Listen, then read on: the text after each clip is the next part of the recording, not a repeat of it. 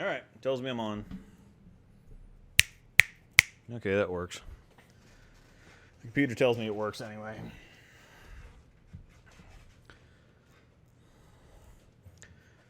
Alright, as usual, I'll give everybody a few minutes to filter in here while we're getting started. Yeah. Aside from the Crux Prime, I have a Crux Prime. Does that count? Yeah, I never really had a Prime.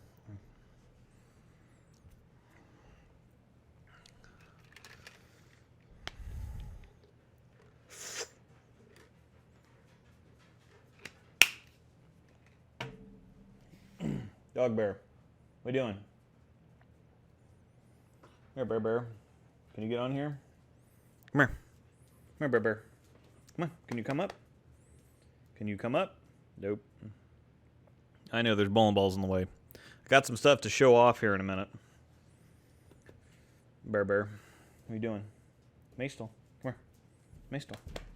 Maestal, come here. That's you thumping up against the wall, dum-dum. Okay. Well, she was going to jump up, but not so much anymore. Alright, so my drink of choice tonight so far is the... this is actually a concoction I make myself.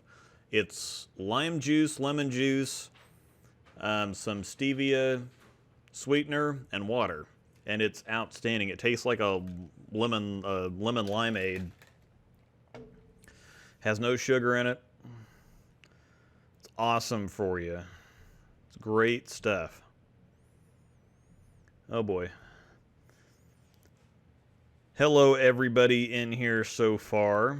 You want to tax my imagination, huh? I have a pretty wild imagination, so yeah, go for it. How are you storing all your equipment during quarantine? The same way that I've always stored it.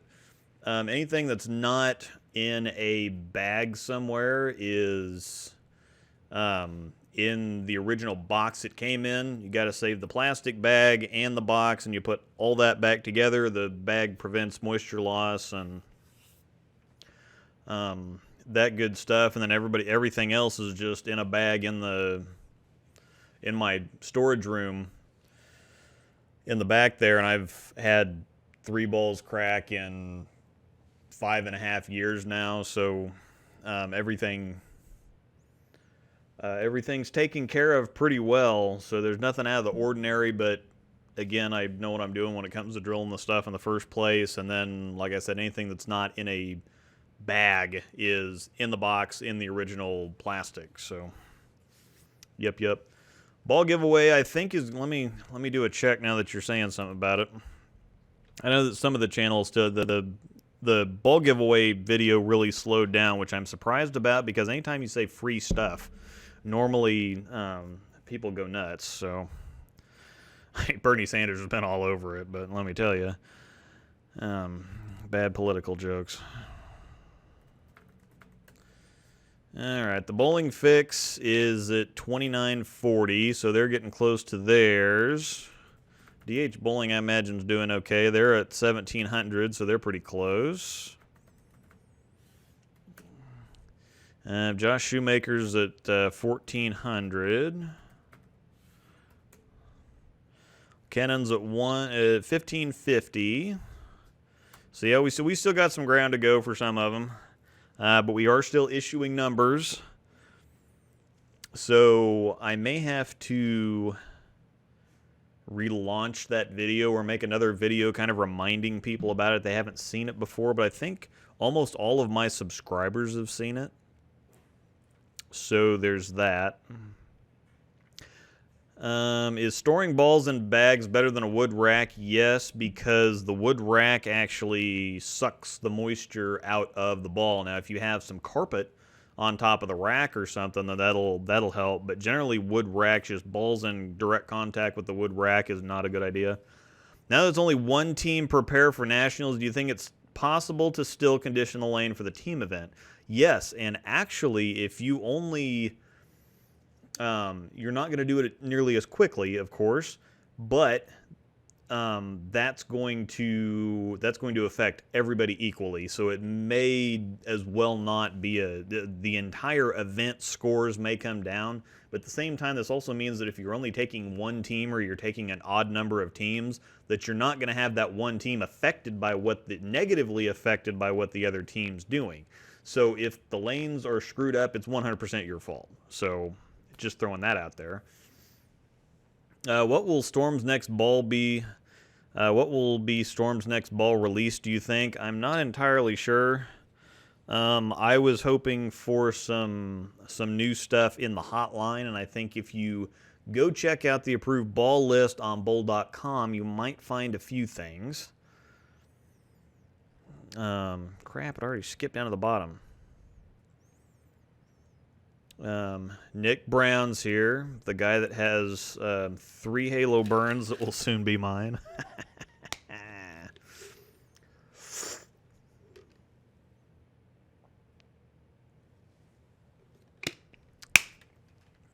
And James, I think he meant condition the lane, not oil the lane. I mean, he means transition, I'm pretty sure.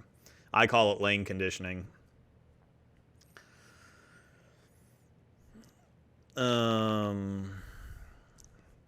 I've been experimenting with moving my index finger toward and away from my middle finger. Any thoughts? A lot of people will put their index finger in different positions to affect the ball roll differently. It's nothing that I've really ever experimented with. I just go for comfort first of all, and if something feels weird, I generally don't do it. So, speaking of ball giveaway, I just wanted to give away, and I chose the Physics as ball of choice. Do you guys think that was a good choice? Yes, there's a lot of people that think that was a good choice because the Physics is one of the more popular ones out there right now. What you doing, Aspen? Hi. I know. Hi. I need to get a cameraman or camera woman or camera person or something to document the millings around of the pupper doggers. Aspen's actually out and moving around a little bit. Una's already taken her spot in her corner of her crate there. Design your signature ball. You choose the core cover, scent, colors, and name. It's already done. IQ Tour Fury. So imagine the track heat lava, but crimson, and the scent is cinnamon cherry. The IQ Tour Fury is R3S hybrid, so what's on the Phase 3 with the C3 centripetal core that's in the IQ Tours, and that's that. So, yeah, I send Chad ideas every once in a while. So, mostly, I prefer bigger cores than that, but I think that covers specifically because it's so dynamic. We use something like the Phase 3 really flies on the back end. Well, that covers really quick responding to friction, so if you have a little bit less differential, then that settles it down into like a sharper IQ motion. But I think it's like amazing, so.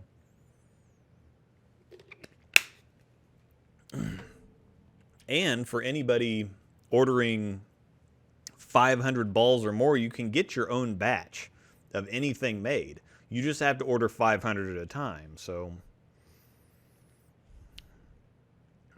yeah, Junior Gold's canceled. Canceled, period. Yeah. 5 versus 10 bowlers now. Cassie Gaming and more. Okay, so Cassie has expanded.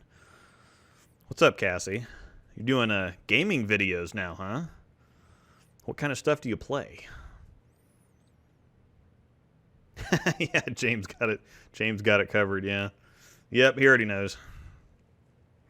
Yeah, for the team event, 5 versus 10 bowlers, it's going obviously the transition's going to go slower. But it's going to go slower for everybody. So everybody's affected the same way, so I see it as a completely moot point, basically. Yes, it kind of changes how things are going to go, but at the same time, it's going to take a little bit longer to get the lands where you want them, but they're not going to disappear very quickly either. So it could be... the same thing might happen. It just is going to be a little bit different in actually how you get there, so... I don't want another IQ, damn it. But this is like an IQ Tour Fusion on steroids. I don't necessarily want another IQ. I don't know what. I really like the idle core, so I would maybe mix and match with that.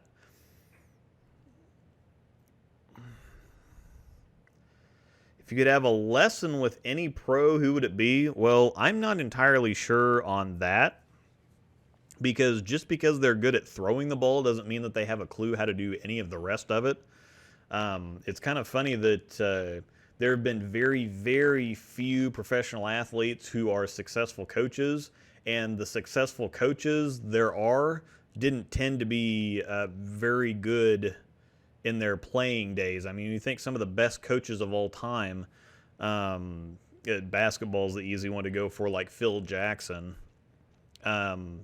He played, but he wasn't really a superstar or anything. I can't think of anybody really that was both a legendary player and a legendary coach. And if they're, I'm sure that they're out there. I just can't think of any off the top of my head right now. Most of the time, if your head's built to play the game, you play the game at a high level. If your head is built more for strategy and for the coaching side of it, then you're going to be a good coach. It's very rare to find both back and forth. So I'm not sure that I'd want a lesson with any of the pros. I'd have to think about that just a little bit longer. Now, if it would be if it would be a different type of a lesson, if it would be like an experience thing, or like a, I guess if they were coaching me on like mechanics or something like that, I probably wouldn't be terribly interested in that. But if they were doing some lane play strategy or something, I think Belmo would be the easy choice, just because everybody seems to assume that just because he throws the ball hard and hooks it a lot, that the pins fall down and that's all there is to it.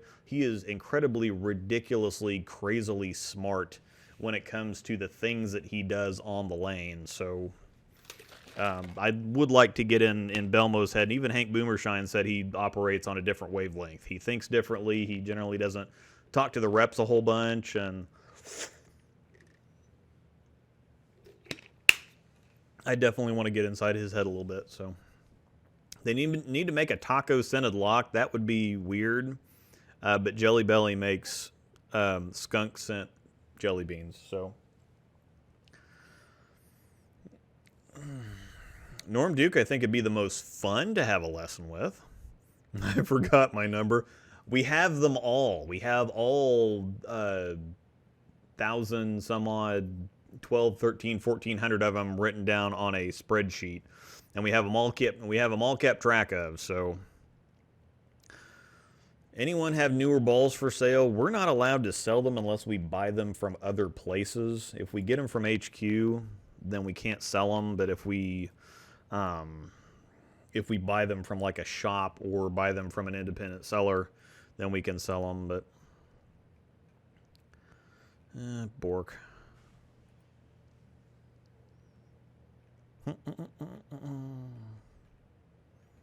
Oh, Tawny's in here. What's up, Tawny? I'm about ready to show a bunch of your bowling balls off, so, or a bunch of my bowling balls off now, really. So,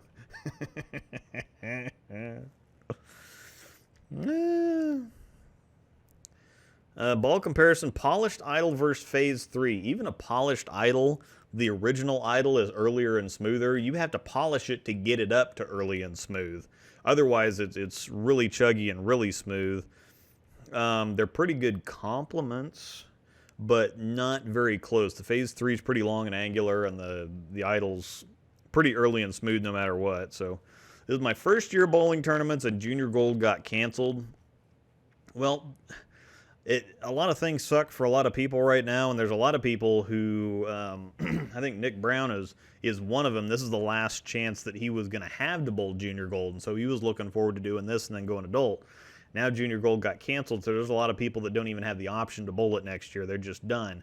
Now, the cool thing about that is that the adults have Bowl Expo, and we still have the national tournament, and so it's you're not going to get to have that experience anymore. But at the same time, when you're in high school and you have those kind of experiences, they're it's a very short time that you get to have those experiences. And so once you get on beyond that, and like 10 or 15 years further down the road, you don't really remember you don't really remember that kind of stuff. You might miss the idea of how things used to be, but at the same time, becoming an adult kind of opens up into a whole bunch of different, more exciting things. Now, junior gold is one of the biggest things out there. I mean, it'd be a big deal for adults to bowl it if they could, but we still have stuff to do. So, what are things that people can do but don't cost them a couple pins a game? I think you mean what are some things that people can do to save them a few pins a game? I imagine. Spares are huge because if you leave and miss a single pin spare, that costs you at least 11 pins. Or it costs you 11 pins, basically. Unless it's behind an open, and then it costs you 9 pins. No, it still costs you 11. Never mind. You only get 9. Single pin spares are big. And the way to get to that is to hit the pocket more often. So a lot of people want to go for the strikes. A lot of people that average lower are kind of big risk-reward bowlers. They're either striking or they're getting opens. And there's no in-between. So the easiest way to make your average go up is to hit the pocket more, keep it simple, stay in the pocket, and make easy spares. And your average will go up 20 pins pretty well instantly. I can guarantee if you do that. Just got your turbo wrist restrictor. Interesting. Also, is the C4 wrist thing any good? I don't wear any of the wrist aids. I find that they're really restricting more than anything. If you need the support, then that's fine. But Clara Guerrero, she used to have one of those big things on. She took it off, and she throws it a million times better now. Go watch some of the older shows where she's got it on. Then she did make a couple shows here just this last season where she wasn't wearing it anymore, and it allows her so much more freedom with her wrist, and it didn't look like she really needed the support in the first place. So, Tani, what is the most versatile ASIM you've thrown? That has to be the Halo Burn. I know it's not a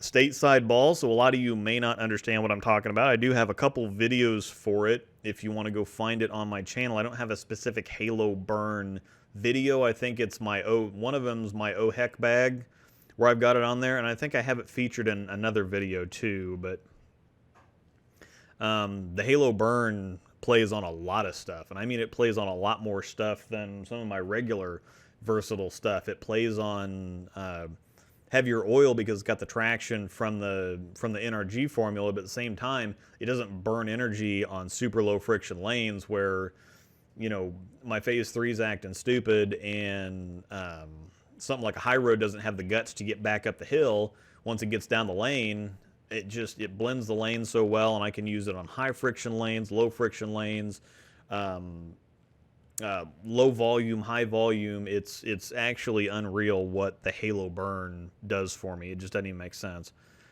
Interchangeable thumb insert or just drill the thumb hole. If you have a simpler hole, or if you have a simpler thumb, I'd say just go on ahead and drill the hole. The problem is, or if you have a really good Pro Shop operator, you can probably get away with just drilling the hole. A lot of people like to have the option for different sized thumb holes, or they don't have the most confidence in their Pro Shop operator to duplicate the thumb hole every single time. That makes it kind of foolproof. I have a very simple, it's just a round, I drill the hole and a little bit of bevel at the top and I'm done. And I split lines on the ruler in half, so there's never any worry about messing up something unless the sanding disc on the sander is new or something. I get a little bit too much bevel on it. Usually that doesn't happen though. And some people have problems with swelling and shrinking, and at different times of the year. or, you know, different weather outside. If it's more humid, you're probably going to swell up a little bit. If it's drier, you're not going to be as, your thumb might shrink. Or in the winter, it's going to shrink. In the summer, it's going to swell up a little bit. So some people like having that option. My hands just generally don't change a whole lot. So, and I also use a dry bag or dry ball for my hand, and so I find that helps me out a lot. And just a couple pieces of tape, and if I need to adjust, it's just a couple pieces of tape in or out. So, Tani. The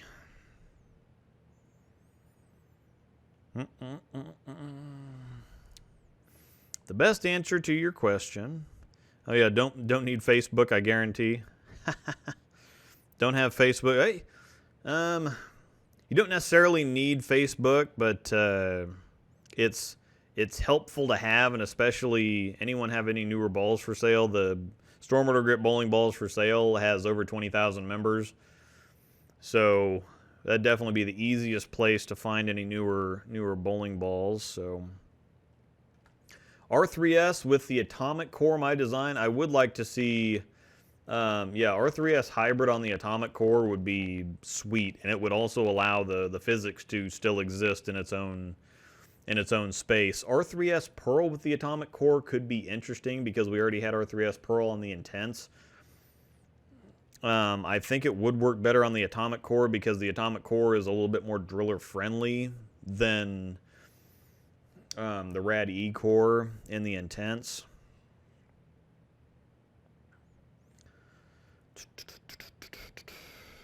Melee Jab SE versus Idle Pearl. I have no idea. Angel got on there. Jeremy Smallwood, you're number 833.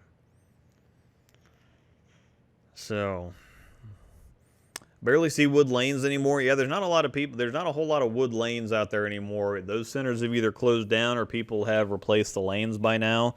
And it's not necessarily a choice thing. It's just once you get done with it, nobody installs wood lanes anymore because there's just not a point. Synthetics last for so long that by the time you install wood lanes and then resurface them a couple times, they're going to be gone pretty quickly and have to be replaced anyway. So buying a synthetic surface that's going to last 20 or 30 years is by far the smarter, more efficient way to go. So, and that's what they design all the bowling balls for now. That I don't even think they test them on wood lanes anymore.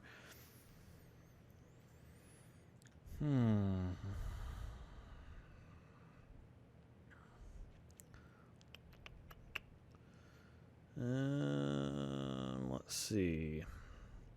I'm missing something. I don't understand. I thought it was 300 and... Oh, yeah. I thought it was 300. Let's get 500 pre-orders. Yeah.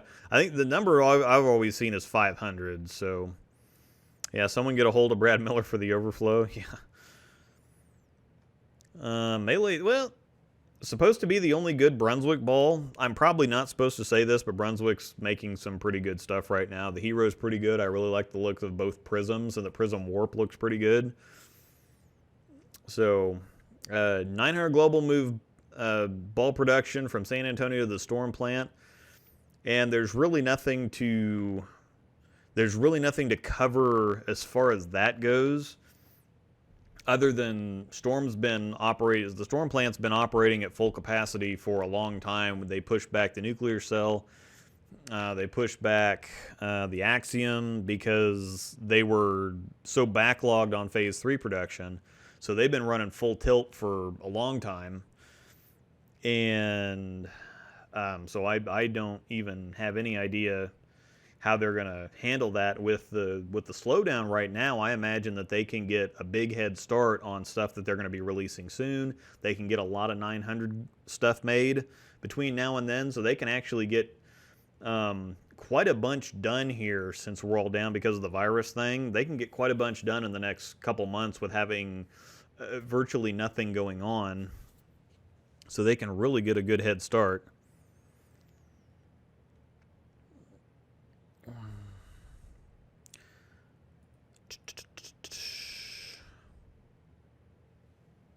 Interesting.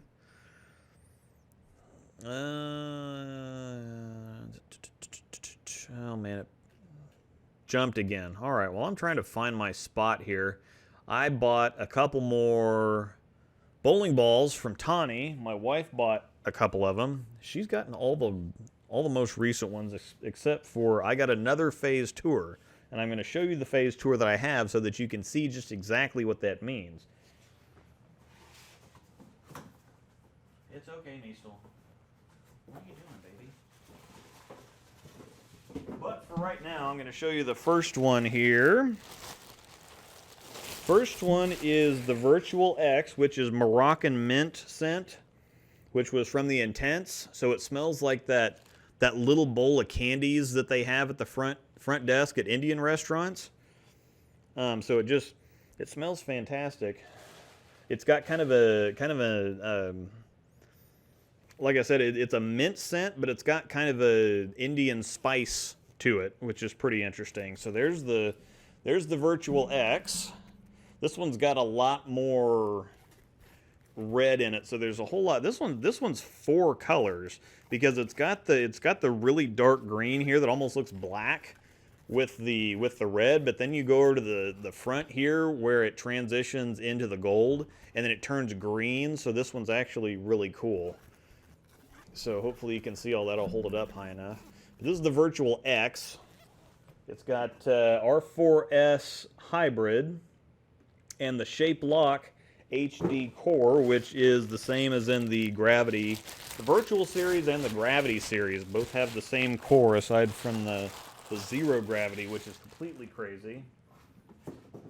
So that's the Virtual X. Last week I showed the ProMotion Tour and the Sword Nano X. She also got this thing here, and we have to find a way to get this signed. She's never ever going to drill this, partly because it was ridiculously expensive. But that also helped out. It's also a big help for all the employees that Tani is still paying. Tani has a couple of restaurants in Osseo, Wisconsin. I think that's Osseo. I think it would be the way that I would pronounce it. And so he's selling a bunch of his stash to support his employees through the shutdowns and the slowdowns and whatever else that the virus is causing. And so we bought several of his bowling balls to support him and his employees. So this is the clear Belmo spare ball that we got, and this thing is amazing. I'm going to try to move this out of the way so I can get this closer to the camera. But this thing is slick. I mean, this is the real deal right here. So, I mean, this thing's legit. And it's pristine. I mean, it does not have the slightest little bit of a scuff or a scratch on it. It's just absolutely insane. So, if we can get Belmo to sign this, that would be epic.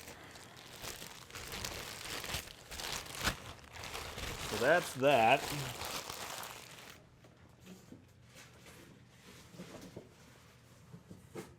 Now I had another friend who some of you on the SRGBBFS group may recognize, James Yoon.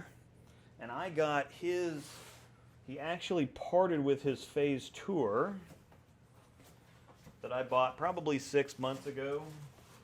And then Tani also had a phase tour available, and I already had one, so we didn't buy one right away, but as his stash got smaller and smaller and we could buy another ball or two, I had to get the other phase tour so that I could maybe drill one, because there's no way in crap that I'm drilling this one, because I'm trying to get the phase collection, and I don't want to drill any of these, mostly because if I like it, then I'm screwed. Like the Halo Burn, Nick Brown has 3 of them. I'm going to get at least one of them some way, somehow, so that's not a problem.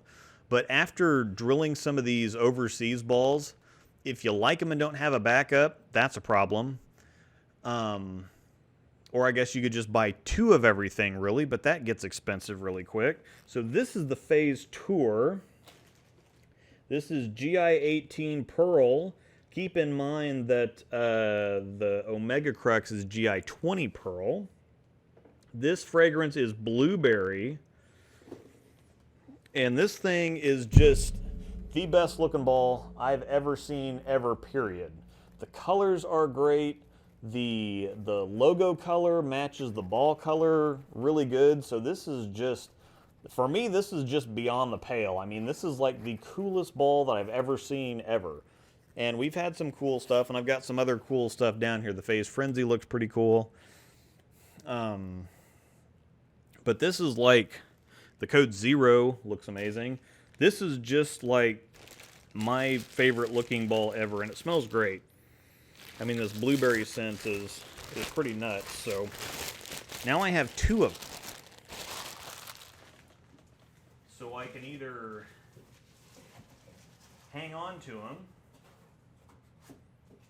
or I can drill one of them now. So that's awesome. Back to questions. After showing Tani all the balls that he had a week ago.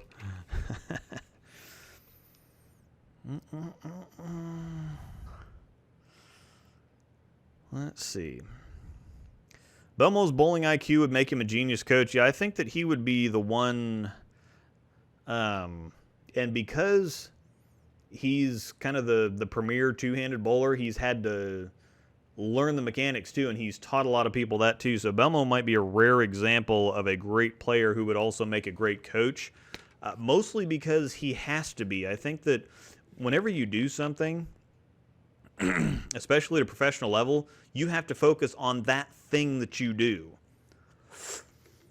I mean, if you're a professional bowler, you can't worry too much about the additional stuff. That's what you have reps for. That's what you have all kinds of other people that take care of that other stuff for you. You've got to know enough, obviously, to do what you do.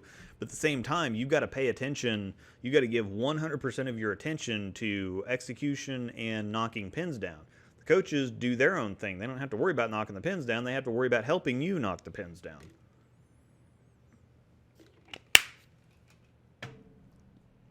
So, Belmo and his water bottle. Man, when I was in youth leagues, we used to go cosmic bowling, and we'd throw stuff at each other while we were bowling, and you have all the flashing lights and everything going on. Now, it's a little different story when you're in just a dead silent arena and something happens, and it's going to be a shock. Or it's a reflex, really, more than anything. But oh man, I'd like a lesson from Luke Rosdahl. I injured my right arm and now have to bowl left-handed. Almost 2 years in, I've only made it to a 165 average. I had a lot of experience using my left hand for other things to begin with. So I trained it a lot when I was in high school playing basketball, because everybody was fairly one-dimensional as soon as you figured out in the first 10 seconds what hand they dribbled with or what hand their dominant hand was. You just shade them on that side and they'd be worthless.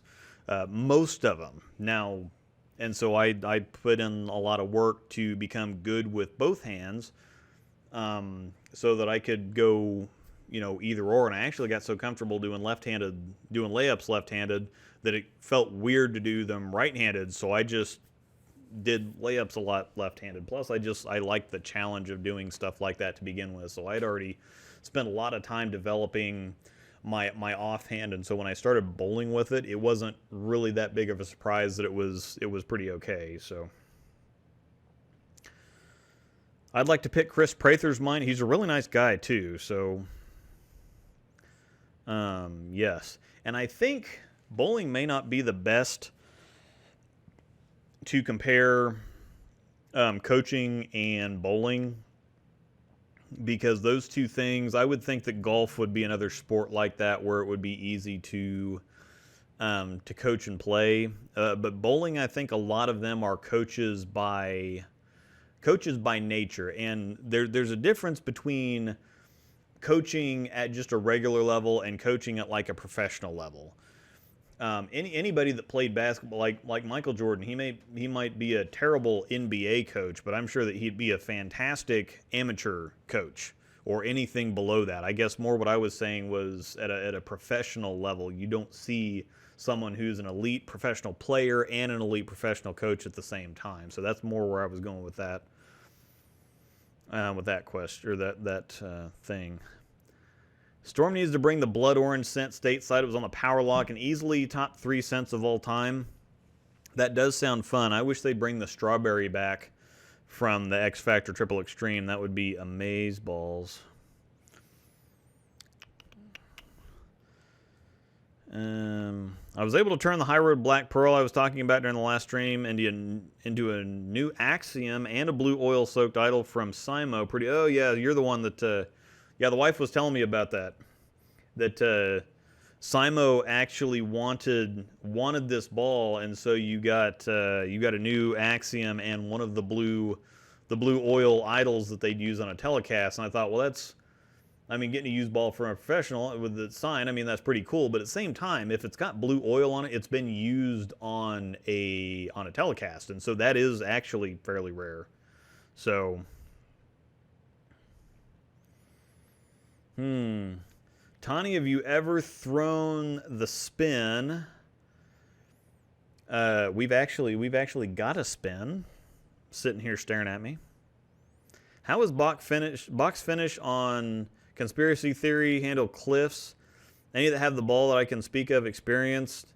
I mean, the Conspiracy Theory in general, a lot of radical balls are going to handle cliffs better than most because they're not as quick on friction as a lot of other balls. They're all pretty versatile, pretty round. They all, to me anyway, have a very similar shape to them, but that's also a very effective and versatile shape at the same time. So, have you heard of any new storm balls coming in? There are a couple that showed up on the approved ball list, but I think they're going to be in the hotline, and I don't think that they're going to release anytime soon. So, yeah, 11 pins, what I was talking about missing a single pin earlier. 11 pins plus how many more pins after being pissed about missing the single pin. Exactly. How's that second phase tour? Also, shameless plug, my podcast is dropping tomorrow with an episode. Yes, Keith Austin in the chat. I did my first podcast on somebody else's channel, so that was actually pretty cool. That will be dropping tomorrow. I think he said it's also on Spotify, but it's on his YouTube channel. So if you just follow his avatar there to his YouTube channel, it should pop up, and he'll share it tomorrow. Once he shares it, I'll share it around too. So,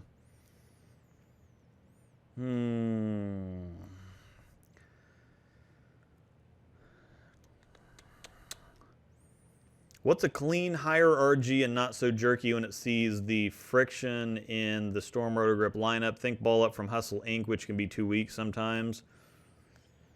Wild Streak is the easy answer there. A lot of the high road stuff is clean. It's also higher RG, but it's because it's got the R2S, the shiny R2S covers on it. It is pretty quick. Wild Streak is legit. So Angel should do a video with it. Love the spin. There's no videos for the spin on YouTube. She's actually going to drill some of her stuff, and I just can't bring myself to do it. I understand that it is also kind of dumb to spend hundreds of dollars on bowling balls for them to just sit in a box on a shelf to be admired and kind of just to say that I have them. But at the same time, if I were to drill them and anything were to happen to them, or if I'd really like them and want another one, that's just it. I'm just done. That's pretty well it. So until and unless I can afford to buy them by the case like Tani does, I probably won't be drilling any stuff. The phase tour might be a rare exception.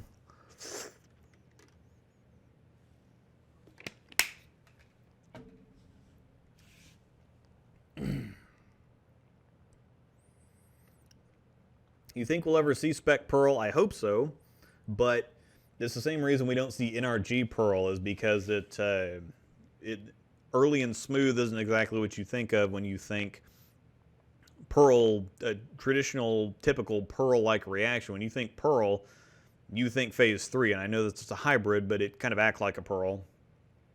But Phase 3 Idle Pearl, that's what people are thinking when they think Pearl Ball. They're not thinking Halo Burn, which is earlier and smoother, which is absolutely perfect. And I think it's the one reaction, the one reaction type that we're missing in either line right now is something like an NRG Pearl. But again, it's not just like Spec Solid. It's one of those take it or leave it type cover stocks. There are going to be people that's absolutely going to love it, and there's people that aren't. So I really wish that they do some of that stuff over here, but until then, Nick Brown has 3 Halo burns. So he may or may not want that out there, but it's out there now. So deal with it, Nick.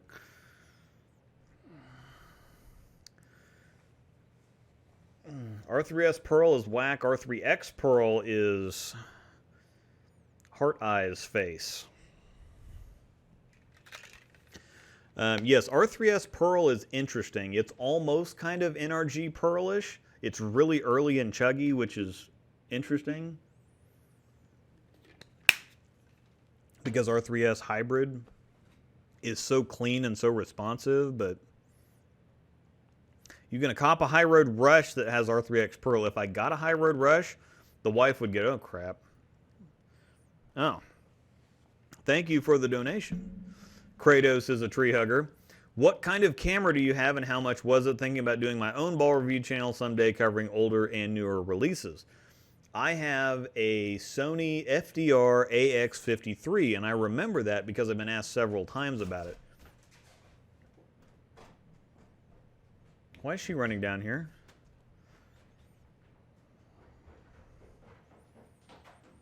He's asking me about my camera. I know, I don't want you to say how much. Oh. Interesting. So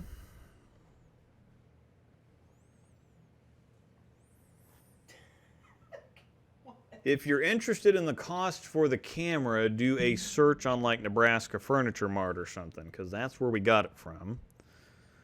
The Sony FDR AX53. What?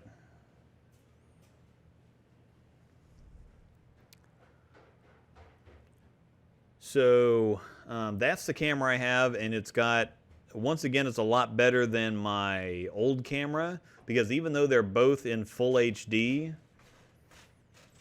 my old camera was only 35 megabytes per second. Well, this one's 50 megabytes per second, so it's quite a bit higher fidelity, even though it's the same resolution, quite a bit higher bit rate, quite a bit higher fidelity. So that's what I have, and it's a really good camera. I really like it.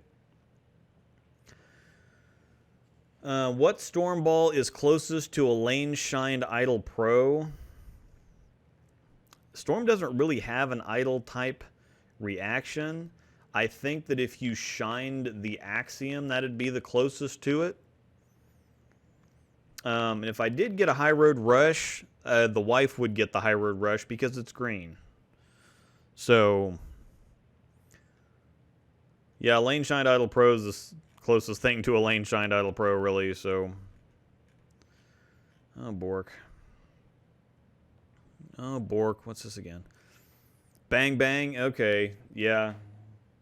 She's really going to want to shoot me with that Nerf gun now. Thank you for the donation, Alan, by the way. It's very appreciated.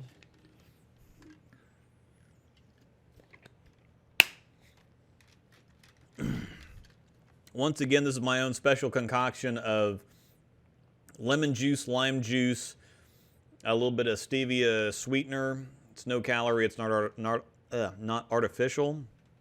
And water. So I made my own lemon limeade that has no calories. It's a good body detox at the same time. Also a little hard to talk after the tartness.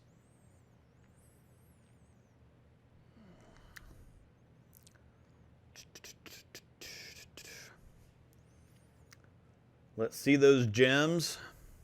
I did show you a few of the gems. Do I mean dinner mints? Yes, I'm pretty sure I meant the Indian dinner mints. So, intense for me smells like licorice. It could be a different type of licorice, actually.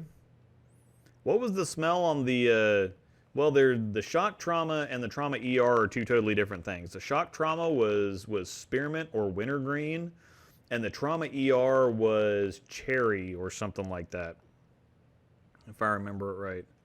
2 hours later. Slightly long-winded. You guys are the ones who got it. Yes, we are the ones who got. Yeah, 30 minutes later now after you asked that. So,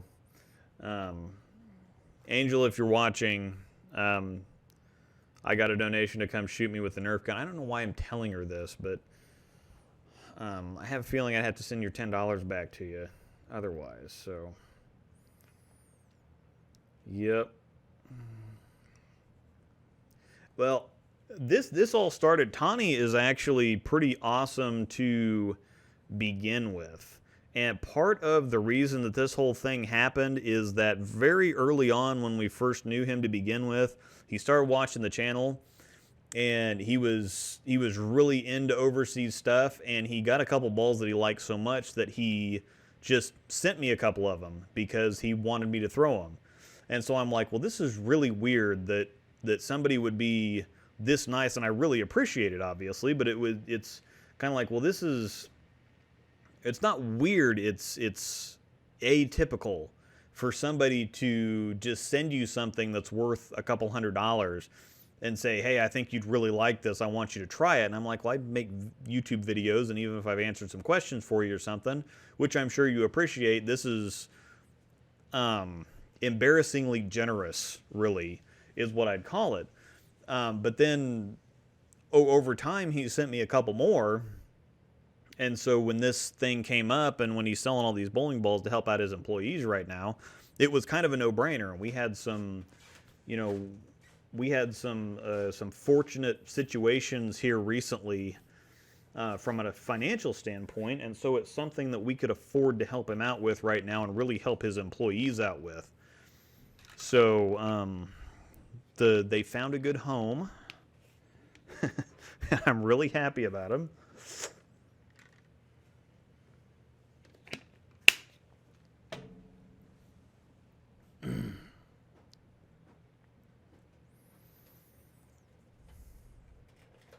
Did you ever have to sell one of your limited codes? She's down here and she's got the gun.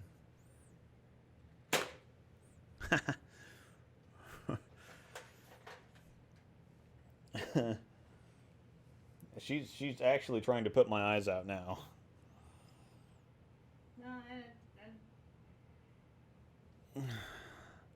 Nope. Phase tour review after the quarantine's over? Probably not.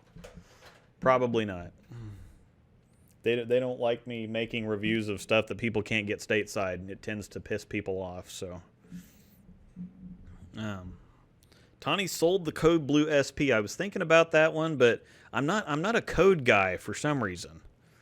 Like, well, yeah, I like the Code 0, and I've got the secret code here, but the codes aren't, for some reason, because they've made like 70 of them, they're not as interesting to me, I don't think. So, she's going to stand down here. I'm not going to get anything done because as soon as I have to operate my mouse with the opposite hand. Good thing I'm ambidextrous. So. You could be like a normal person and switch hands. Huh? No. I'm more coordinated blocking things with this hand, so it's the reflex thing. So. That's the way that's going to go? I have no idea. Yeah, Angel won't let me put holes in it unless it's lefty. Well, it's going to be a couple years until I'm good enough lefty to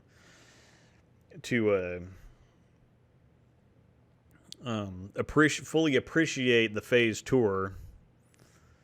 But yes, I need the phase 0 now. As soon as it comes out, as soon as I can get my hands on one.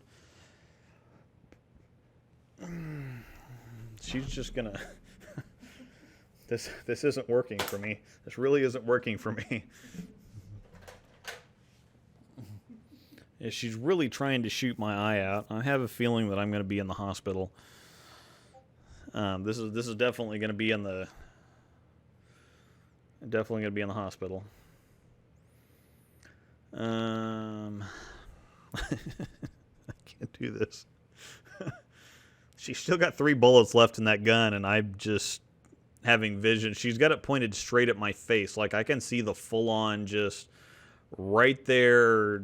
I mean, just bullseye right in my eyes, or where this thing's aimed at.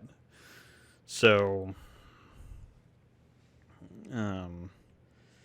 yeah.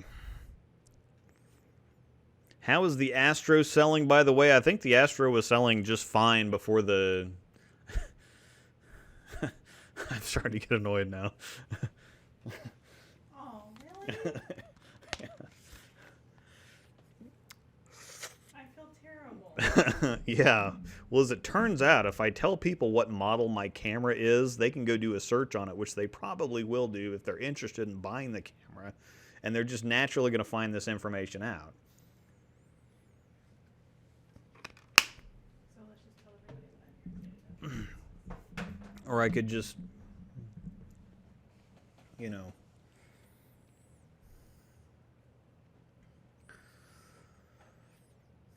Yes. We also have links in the Discord. Bored in the house, and I'm in the house bored. I could be here for another year before I would get bored, before I would start to get bored.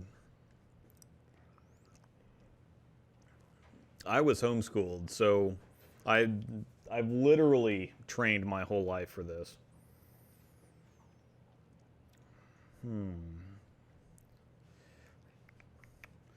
What's a good ball besides urethane on cheater or something really short like 37 or less? Short pin, 1.5 inch, 2-inch hustle length, something like that. Is an astrophysics good? Generally, yes.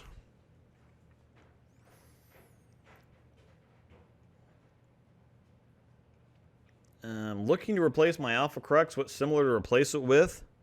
Actually, the Omega Crux is not terribly far off. The shapes are actually really similar. So, and that's exactly what James said. Oh, Bork. This thing's still skipping all over the place.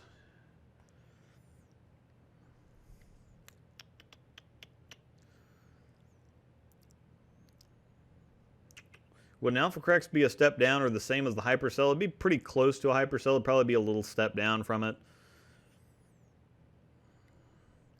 I've been hearing a lot of stuff about drilling balls with a short pin. I was wondering why you would do that and what type of balls should you drill that way.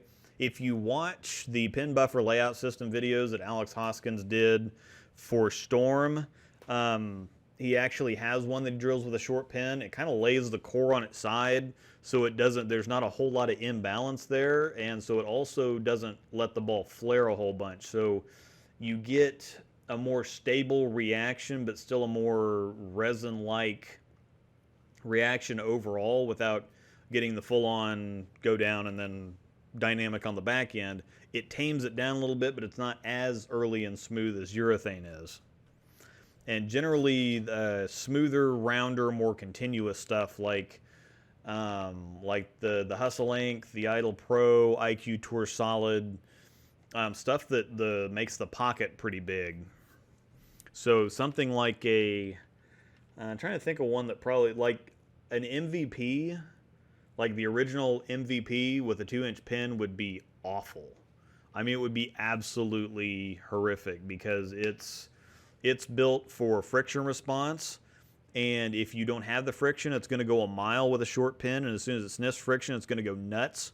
So something generally smoother, more controllable, and that has that rounder, more continuous shape is going to be the best stuff to do the shorter pins with, because that's the type of reaction that you're going for with a shorter pin anyway. So if you get a ball that's built to do that in the first place, and then you short pin it, you're probably going to get a lot closer to what you want to do. Do you use a tripod as well? Yes. I actually have the first tripod that I bought. It's kind of cheap and flimsy, and I want to get one with shock absorbing feet on it, because sometimes when I'm at the bowling alley filming, it can get jarred a little bit, or it gets jarred very easily. So I mean, when a ball, even though I set the tripod back off the approach, every time a ball comes through the return and stops, then the camera jerks. So I would like to get a new tripod, but this one's still working out for the most part. How's the Supersonic compared to the Idol? Not very close. I think that the Supersonic's a lot chuggier and a lot tankier. I can actually use the Idols, and I really like all three of them. The Supersonic was just too much too early for me.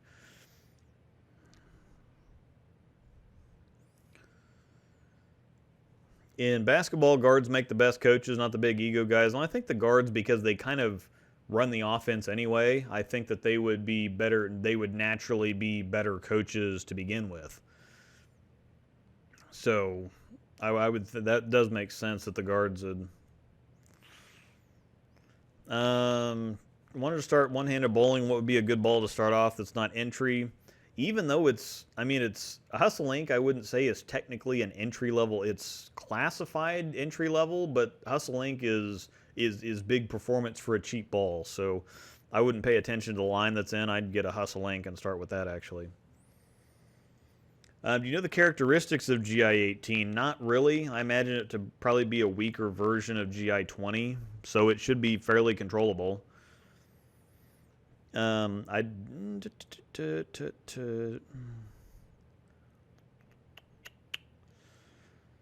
do you tag somebody in the chat? I don't know that you can't really tag somebody in the chat. You can do the @ sign, but it doesn't really tag them in it. It just lets you know that somebody has been tagged. Yeah, Discord, it's a different thing, but you can tag them, they just don't get notified, I don't think. Will you be doing an overseas ball review again? Probably not. I'll add them in every once in a while. I did add the Halo Burn to my...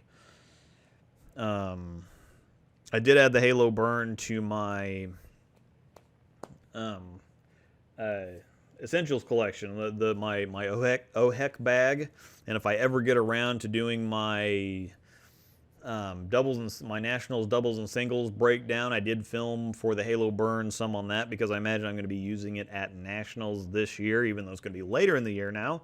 I'm going to be using it at Nationals. But generally, they don't like me to do overseas ball reviews or even older stuff, because if somebody sees a video for something, if somebody wants to do, apparently it highlights it for you if you've been tagged. So thanks, Aaron, for that. But if I make a video for something, if the people themselves aren't, well, I guess they're going to be mad anyway. But if I do a video for a ball and somebody sees it and they want it and they can't just walk into a pro shop and buy it, generally that pisses them off. And then Storm hears about it and it's something that's outside of their control, and they would rather us promote stuff that people can walk into a pro shop and buy, which makes perfect sense. And so I don't rock the boat on that. I am a complete diva, so there's other things I rock the boat on. But those are things that are pertinent and important and I feel strongly about. This one, they have a fair point on. So even though some people would like to see the videos and I would like to make the videos, the reasons not to are good enough, and I respect those. And so, no, probably not anymore. I was a big fan of the original Halo. Do you know something similar? It has a little bit more back end. UFO, easy one, easy one. I've been told that my code red rolls like a Marvel Pearl. It really did. It really did. It's a little bit stronger on the back end, but that's it. So, Luke, a.k.a. Mr. YOLO, those are some nice pickups. I'm the least YOLO person on the planet ever.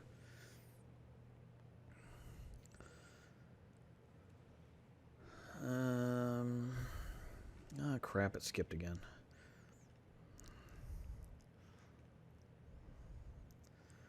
Curtis, I'm really glad that your profile picture is so pink, because it's helping me scroll back up. Every time I go to scroll down, every once in a while, the chat skips all the way to the bottom, so I have to scroll back up to find my place in the questions. And your distinctly pinkish face there, I guess, on your profile picture is really helping me measure where I need to go up to, so that's great. When two PSO type people, Pro Shop Operator type people, tell me the same thing about ball reaction, I have a tendency to add some weight to that advice. Yep. Oh, yeah. If someone says the code red's almost a dead match of the High Road Pearl, then either the two balls are set up way differently or they're drunk. Probably both. Probably both. Luke was drunk. There's no way I said the High Road Pearl was close to a code red, so yeah. Luke was sheltered. Yes. Also yes. I did not say any such thing. in my video. You'll have to find that for me. I know there's no way I'd say that the code red would be a replacement for a high road pearl. You'll have to find me that. You'll have to find me that. So, watch his old code red video. I forget which one, but specifically remember him saying that. It has the same cover as the high road. So, a high road would be a good step down from the code red because they both have the same cover stock. High road pearl, though, and code red, I would never say that those would be anywhere similar. So you'll have to find it for me because I might very well have been drunk. I'm not even sure I'd say that if I was drunk, though. How do you? Not sure if this is the place to ask. It might be the place to ask. I'm not sure. But how do you go about lining up your feet when playing angle to know if you're standing in the correct spot? It's partly an experience thing, and that's a pretty broad question that's not really easy to answer. But at the same time, your subconscious pays a lot more attention than you really give it credit for. And so there's a lot of times where I line up or make moves based on my level of comfort from where I'm standing at. And so if you, the way to prove that this works is just go out on your regular house shot. Take a ball that you wouldn't normally throw and try to throw it from a spot that you wouldn't normally throw it from. Instantly, you're going to feel super uncomfortable. Like if you've got a drier house shot and you try to play second arrow with a UFO, you're going to feel incredibly uncomfortable. Just naturally, it's just going to be a feeling that you're going to get. You're just like, this isn't going to work, this isn't going to work. You're going to try to make a good shot, and it's obviously not going to work. But when you have the right ball in your hands and you're standing in the right spot, you generally feel comfortable. And when I go to make moves, that's kind of how I make moves. If I start getting in a little track burn or something, and I move over a couple boards and I still feel like it's going to hook too much, I move another couple boards and it feels like, oh, okay, well, this will probably work out. Then I feel more comfortable, and that generally lets me know I actually, let my subconscious into that, or have that win, basically. I don't know how to, the figure of speech I was going to use kind of exited my head, but generally, if you feel comfortable, that's your subconscious's way of telling you that what you're doing is the right way to go about it. So just try that sometime, and pay a little bit more attention to just your general feeling about something. If you don't feel like it's going to work, you're probably going to be more tentative with your execution, or try to force it to do something that you're expecting it not to do. Like if you make a ball change and you make a move and you're worried about the ball going too long or hooking too much, it's probably going to do exactly what you think it's going to do. Or you're going to try to say, well, I'll go on ahead and throw it anyway. I'll just throw a little bit harder, or I'll hook it a little bit more, or I'll do this or that. If you're not comfortable, don't throw the ball. I mean, that's just kind of the bottom line for that. So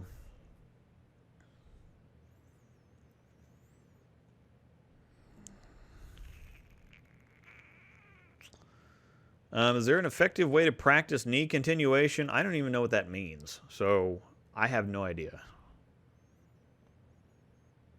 The what? Probably misunderstood.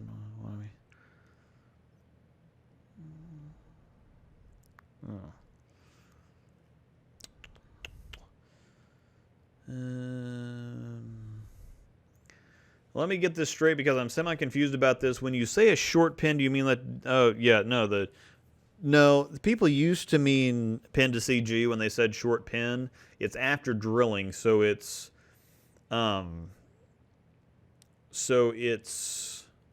short. It's short pin to positive axis point, not pin to CG. Pin to CG distance doesn't mean anything anymore. Yes, okay, so I see that my wife has added me or has tagged me, but it doesn't notify me at all. So unless I happen to see it myself in the chat, I'd never know it was there. So when I generally think of tagging somebody, I think of it sending them a notification telling them, hey, you've been tagged in something, not just, outlining or highlighting the word. So, Bork.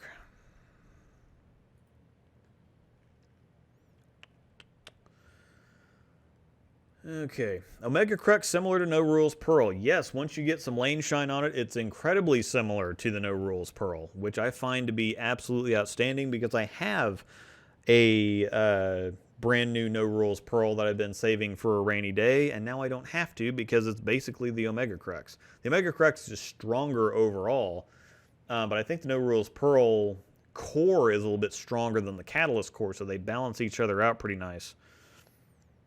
So,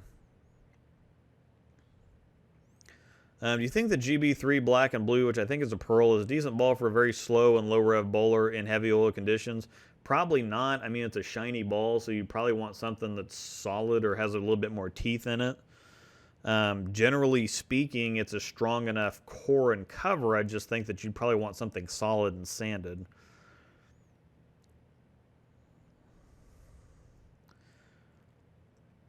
I'm glad my high blood pressure helps you. Interesting. Is that the reason for the redness?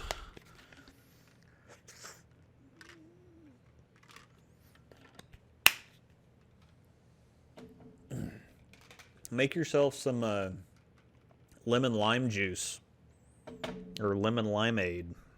I'm not sure that helps with anything, but.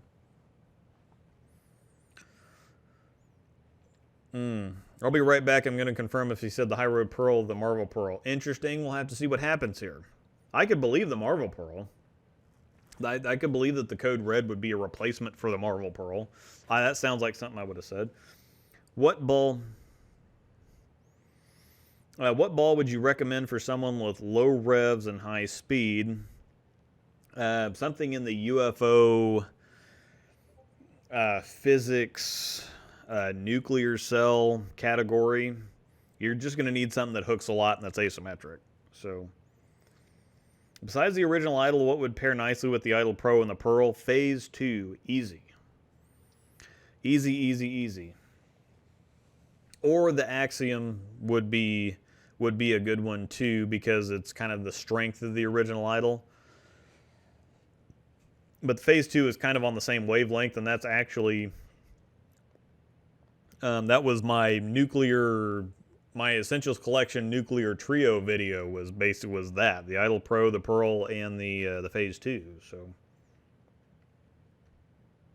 crap, skipped again.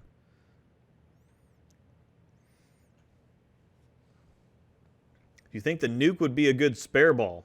If you throw it dead straight, sure. Ha ha ha.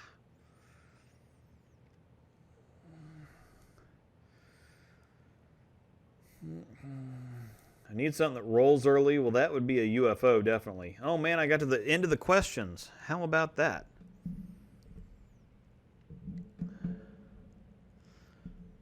So I said that the Code Red would be the ball to replace the High Road Pearl in his Essential bag. Well, that's totally different from, yeah. Yeah, that's totally different from, in my Essential bag, it's not exactly that a ball is a replacement for another ball. It's that if I'm putting an 8-ball bag together, the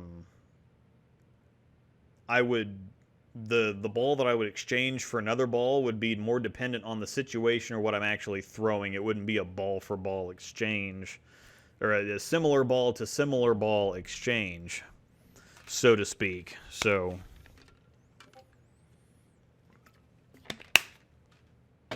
Yes. And no.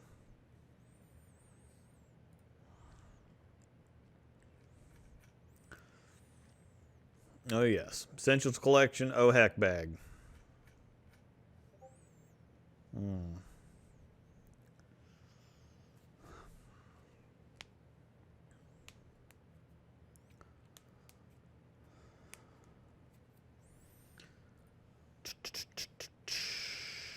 Okay.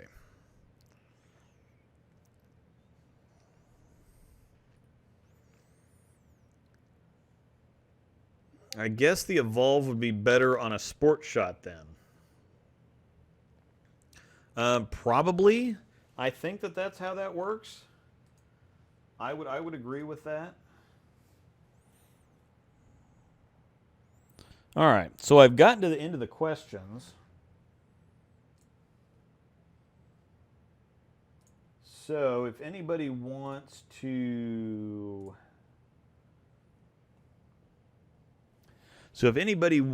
ask any... Let's see. Is the Halo Burn still in the OHEC bag for you at tournaments? It always goes... It's probably not in the OHEC bag anymore. It probably is one of the main balls in the bag now. The more I take it, the more I use it, the more I want to use it, the more places I take it. It's even going to League now. So, yeah, it's pretty awesome. Is there a good step-up ball for the Winter Solid? Virtually everything. The Phase 2 shape's fairly similar to the Winter Solid, so I'd say for a ball-to-ball, for a similar reaction, but just more hook, the Phase 2 would be the easy one for that. What snow tire type ball would you recommend for rev-dominant players who don't typically match up well with big snow tires? UFO, actually. UFO or Axiom. I guess it didn't really say ASIM or symmetric. So yeah, UFO, Axiom. Axiom might be the best one. If you don't like stronger balls typically, I would go Axiom all day long. Really. Do you think that you'll drill another physics or even an idle? Probably drill another idle. I doubt if I drill another physics. I don't use asymmetric stuff very often. I've been using the Omega Crux and I use the Halo Burn, but as outside of that, the physics being both strong and flippy at the same time is just more ball than I need the majority of the time. What would you bring if you had to bowl an event like Junior Gold and limited to the same 5 balls all tournament? Let's see. I would take the Halo Burn, easy. I would take a Phase 2, a ProMotion...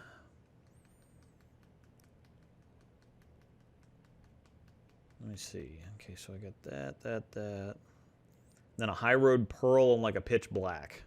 And I think if I can't hit stuff with that, then I've got a problem.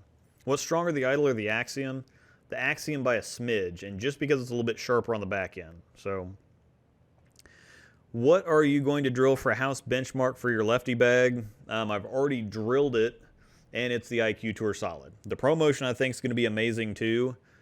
But the IQ Tour Solid is just the GOAT on the left side of the lane. It's unreal. What balls would you recommend to last longer for the night? It really depends on your conditions, but the Idle Pearl is something, or really the Wild Streak is something that if I want to be able to throw it all night, that's what I would go for. Closest ball to the Code Red now, yes, I would agree with the Idle Pearl. What's the best in the Idle series? Idle Pearl. Are you still planning to go to Reno now since they moved to September? Yes, as far as we know right now. We're going to have to check with everybody's schedules and see what's going on. What everybody's schedule is going to be like at that time of the year. But as far as I know, we're still planning on everything, so...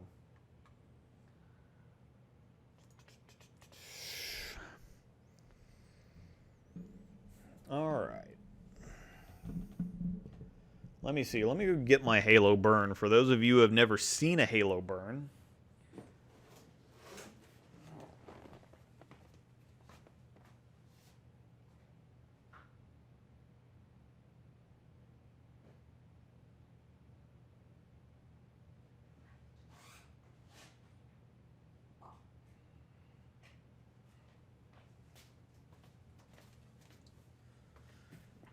Not only is it one of the best balls that I've ever thrown, but it's also pretty as hell, too. It's pink and purple and silver. And this is just the coolest thing. I knew I had to have one of these just because of the way it looked, and I'm glad I went ahead and drilled it instead of leaving it on the shelf. Again, like I said, the problem is if anything happens to this, I'm screwed.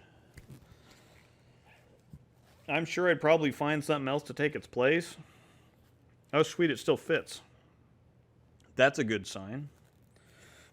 So yeah, that still fits, and this thing is it's just way too cool.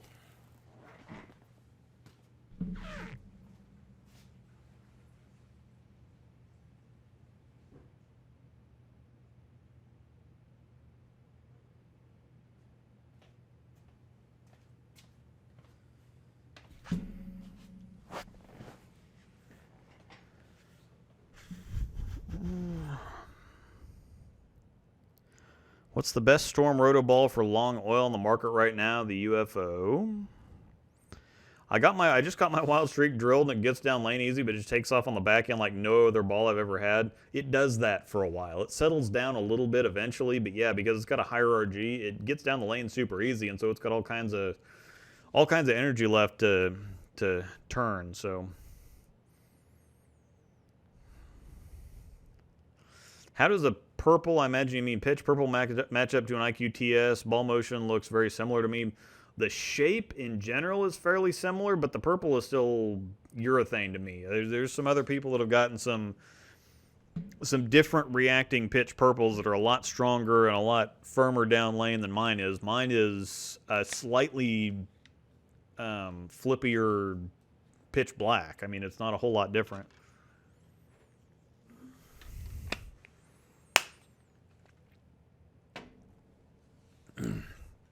Is the Super Idol worn out yet, or is it sitting in the basement somewhere being neglected? It's sitting in the basement somewhere being neglected. Actually, let me get that one out too. I'm caught up with questions. This is weird, so I'm just going to get all kinds of stuff out here.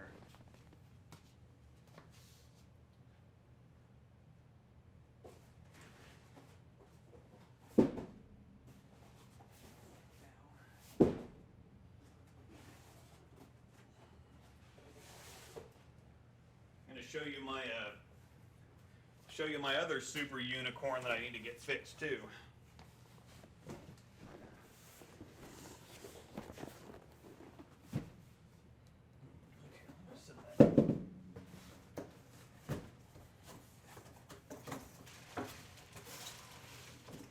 So this has been in the box, in the package, for probably about a year now. And because I put it back in the original plastic, in the original box, fingers down, it's still in great shape. So, this is my Super Idol, and definitely had to have one of these because this might even be better looking than the Halo Burn, but I wish that we got stuff that looked like this over here. The Phase 3 is pretty close. It's pretty outstanding. But this is heckin' awesome. Layout, that's not a layout. The pin is right there in the ring finger. But this is definitely very cool.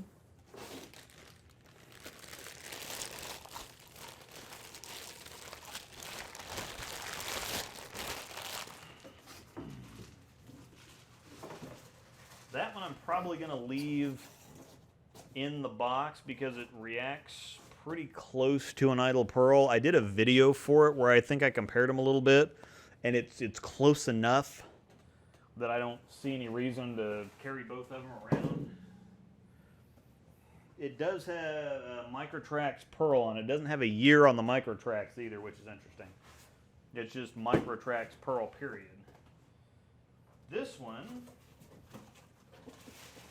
is my Marvel Max SE, and this has NRG Smooth Pearl. I don't know what the difference is between Pearl and Smooth Pearl,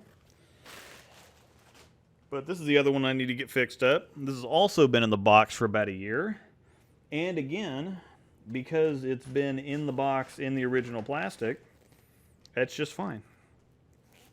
And because I know what I'm doing when it comes to drilling bowling balls, I don't put the glue up in the cover stock, and I bevel the finger holes and all that good stuff. So and this one smells like blueberry also. So this one smells like the Phase Tour. There's my Marvel Max SE, but this one's also like the coolest thing that you've ever seen. So I've got to get this one fixed up. Were you actually at the bottom of the shelf? I was. Okay. Before I got the balls out. Well, as I say, I think you were missing some stuff because it kept feeding. There's some things that you didn't respond to. My pitch purple freaking boogies.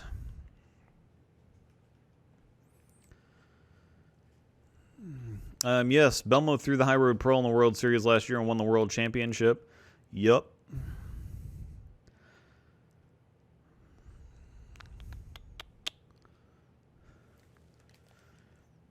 House tour? Yeah, actually, I could probably show you the...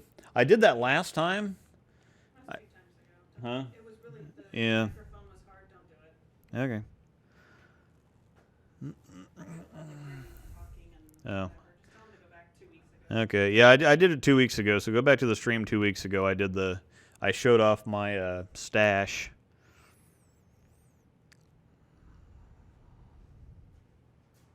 Just a heads up, we can barely hear you when you lean away from the mic. That's because it's a great mic.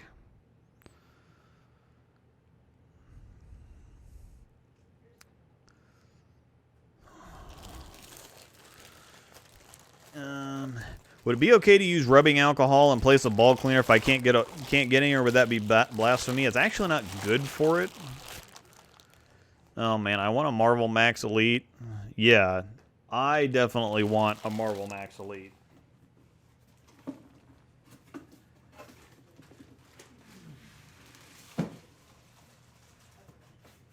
That is one that I would go bonkers for that one.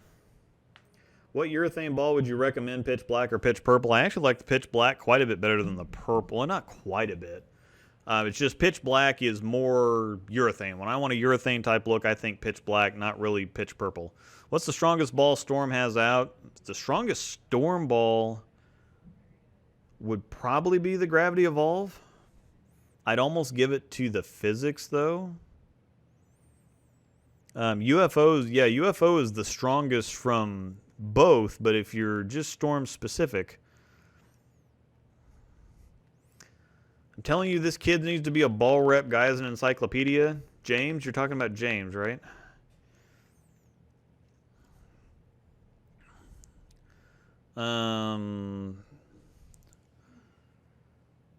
Yep. All right. Do I have anything else interesting? Not really. I don't think so. The secret code's kind of cool, but it's also just it's a code black recolor, and the answer is Lucate's urethane. No. I do kind of like the pitch black now.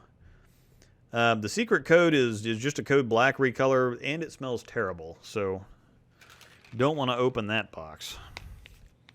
Coming back to bowling after 20-year layoff, also watching PBA on TV as well. I remember a time when the ball comp had incentives on the TV show. Now it's obviously everyone's on staff. When was incentive? When was incentive last done? They still do incentives. Now, if you make a TV show, if you win, if you're on just a Flow Bowling show or something like that, yeah, they still do incentives. I don't think they make it public anymore. No, some lane attendant at my house. Kid knows it all, I swear.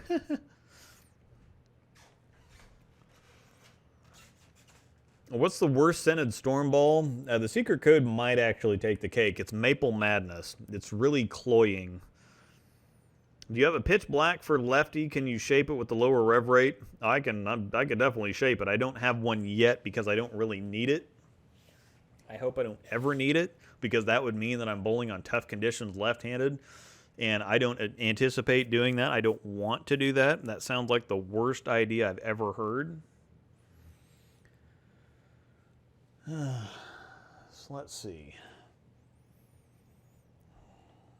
Yeah, I don't think I have any more interesting things to show off. I think I've shown my gems off. Huh, interesting.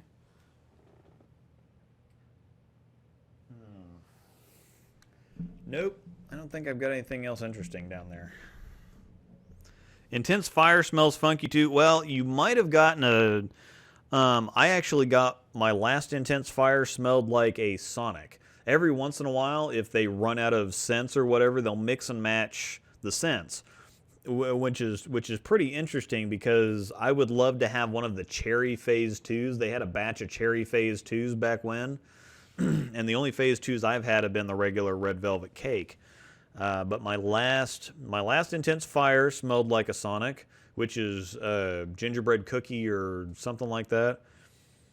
And my last IQ tour smelled like a Sonic, and I don't really like that scent, so that kind of sucked. But I've had IQ tours smell like a bunch of different things. Now the high road, I've had 5 or 6 of those, and those all smell like the mixed berry or whatever that's supposed to smell like.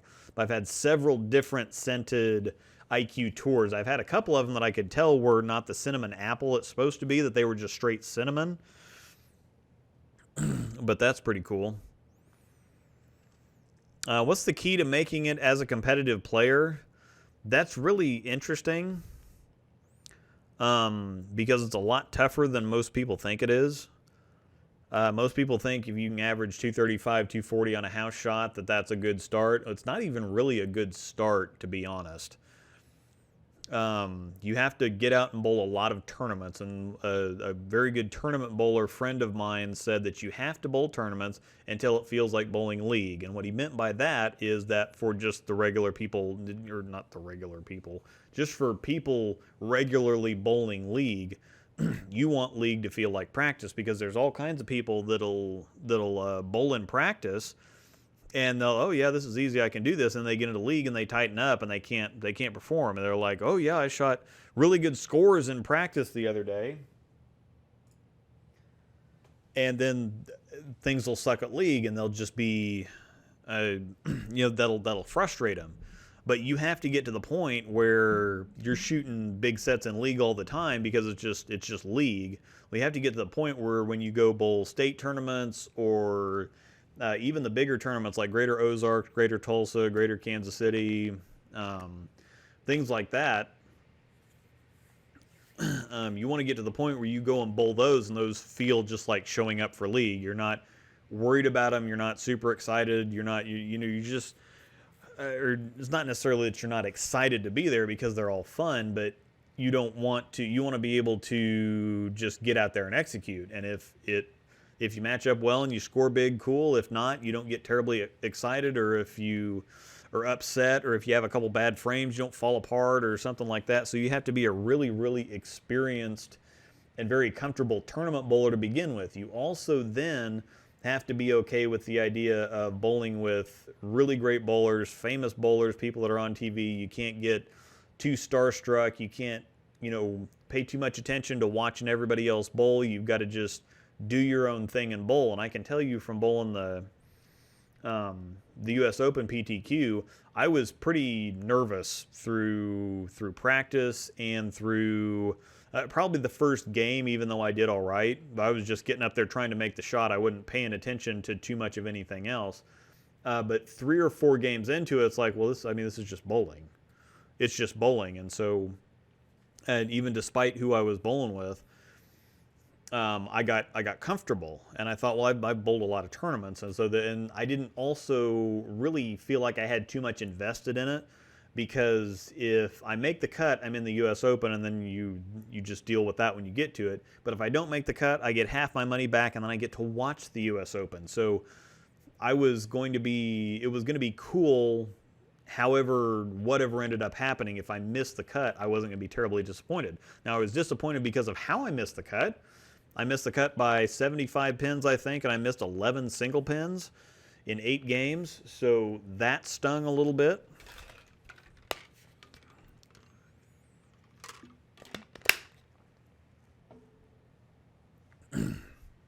Another stream next week, maybe. Another stream next week, definitely. Because I have another couple weeks off of work now. They extended the quarantine to May 3rd now, and so they're still trying to get us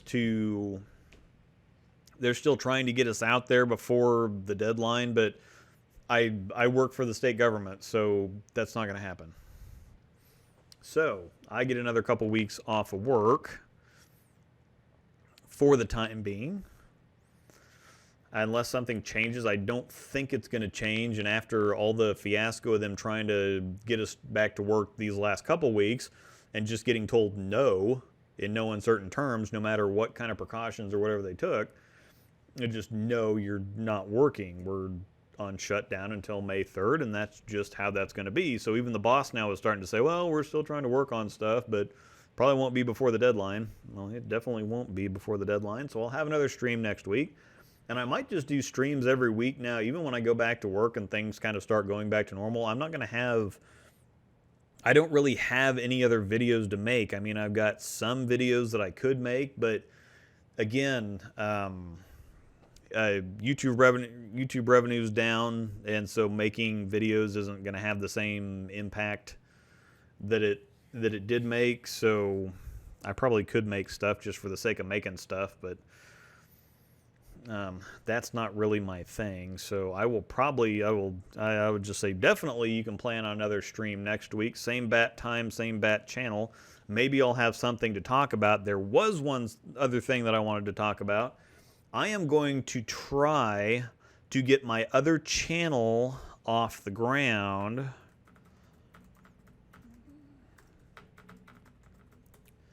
And that probably screwed that all up. Yeah, that screwed that all up. Let's see. Nope. No, let me see. Over the line beer.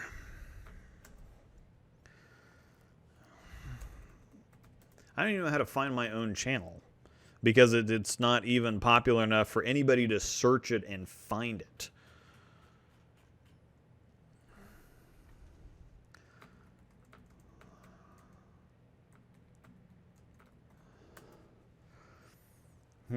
Yeah, I can't even find my own. Oh, there it is. Over the line. Oh, it's over the line exclamation point. So that's what I should have done. Over the line exclamation point. I have 81 I have 81 whole subscribers. And so I'm going to try to do something a little bit different. Here, whenever I want to talk about something that isn't bowling related, nobody cares, nobody's interested, and they might even get mad. And so I had an idea for another channel because my brother and sister-in-law and a couple of their friends own a brewery here in town that's got really good stuff. And I'm a big fan of sour beers, and because of, even though I'm talking about it right now, they don't like me talking about beer, liquor, whatever else on the channel because of all the stuff that they do for the youth, and so they don't want me mixing all that up. I used to do something called Beer Frame, where we'd sit down and have a couple drinks and just talk about bowling stuff in general. I was going to move that over to the other channel, but because I've been doing so much stuff with the bowling channel, I mean, it's taken all my spare time for the last, especially since October. September, October, when I decided to start hitting it really hard, absolutely all of my free time. I think we sat down for one Sunday to do a review of a couple different things. The wife and I did. But I want to do something different. I'm into all kinds of different things. I'm into gaming, I'm into cooking, I'm into reading, I'm into writing, I'm into movies. If something exists and I know about it, I'm interested about it, I have an opinion about it, and I like to talk about stuff. And so I think that I'm going to do, this other channel is going to be my kind of hodgepodge of all kinds of stuff all over the place. So I'm just going to make it I'm going to make videos that I want to make, and if people like them, don't like them, I don't really care. I'm just going to make videos of stuff that I want to make. On the bowling channel, on this channel, I've got to stick closer to what people want to watch. But on this other channel, I can do whatever I want with it. So I was thinking about doing some basic cooking stuff on there. Some opinion stuff, maybe some video game stuff. I'm nearing the end of Final Fantasy VII Remake, which I really liked to begin with, and then I got bored super quick. And then once I stopped looking at it through the lens of the original, then I really, really like it now. So, and there's all kinds of stuff that can be talked about with the next episodes that are coming for that, because it's only a part of the entire game that they're making. So there's a lot of stuff to talk about, and so we can talk about whatever on the other channel. I also love chasing rabbit trails, and so I could have a couple of craft beers.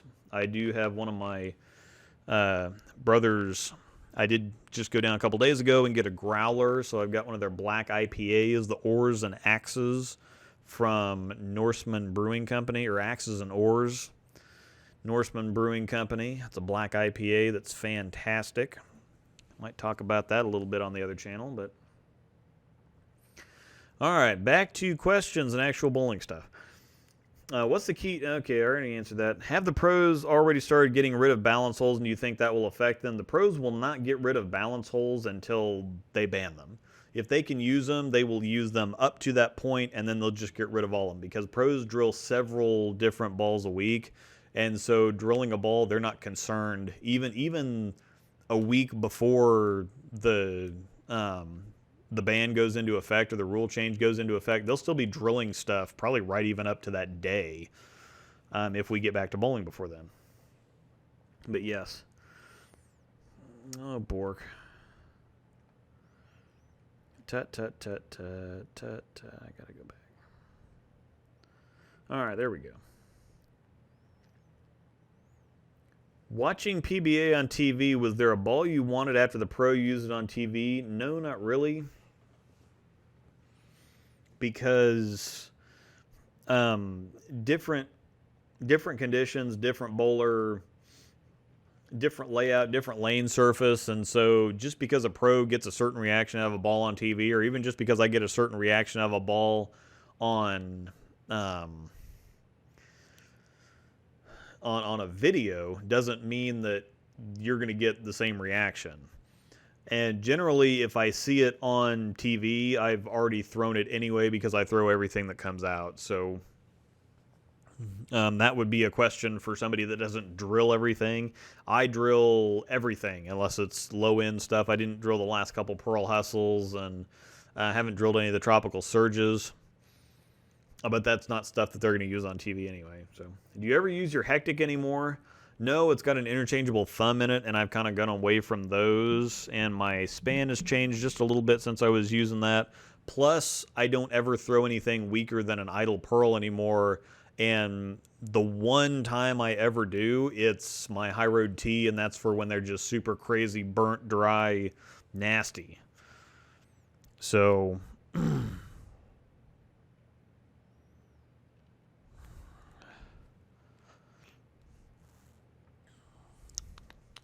should I listen to my coach or my pro shop guy on ball recommendations? Either one, but it's really hard to find. I mean, ball recommendations are through the eye of the beholder a lot of times. I mean, if you can get two people to agree on certain reaction types, but the way that different people look at ball reaction could change their recommendations. Like, I generally tend to favor shape more than hook potential, because I can adjust I can adjust surfaces or where I'm standing. The shape is the most important thing about the ball reaction. And for other people, they can shape it really however they want to. The hook potential is more important too. I mean, there's different facets of ball reaction that's important to different people. And sometimes it's really hard for people to keep their personal biases or their personal thoughts or perspectives from leaking over into ball recommendations for somebody else. So I can't really answer that question. That's kind of a tough one. Every promotion I smell smells nothing like vanilla. It really doesn't. It says vanilla snap, and so I don't know if it's something specific, if it's actually a vanilla fragrance, but yeah, it smells like Old Spice. It smells like cologne. So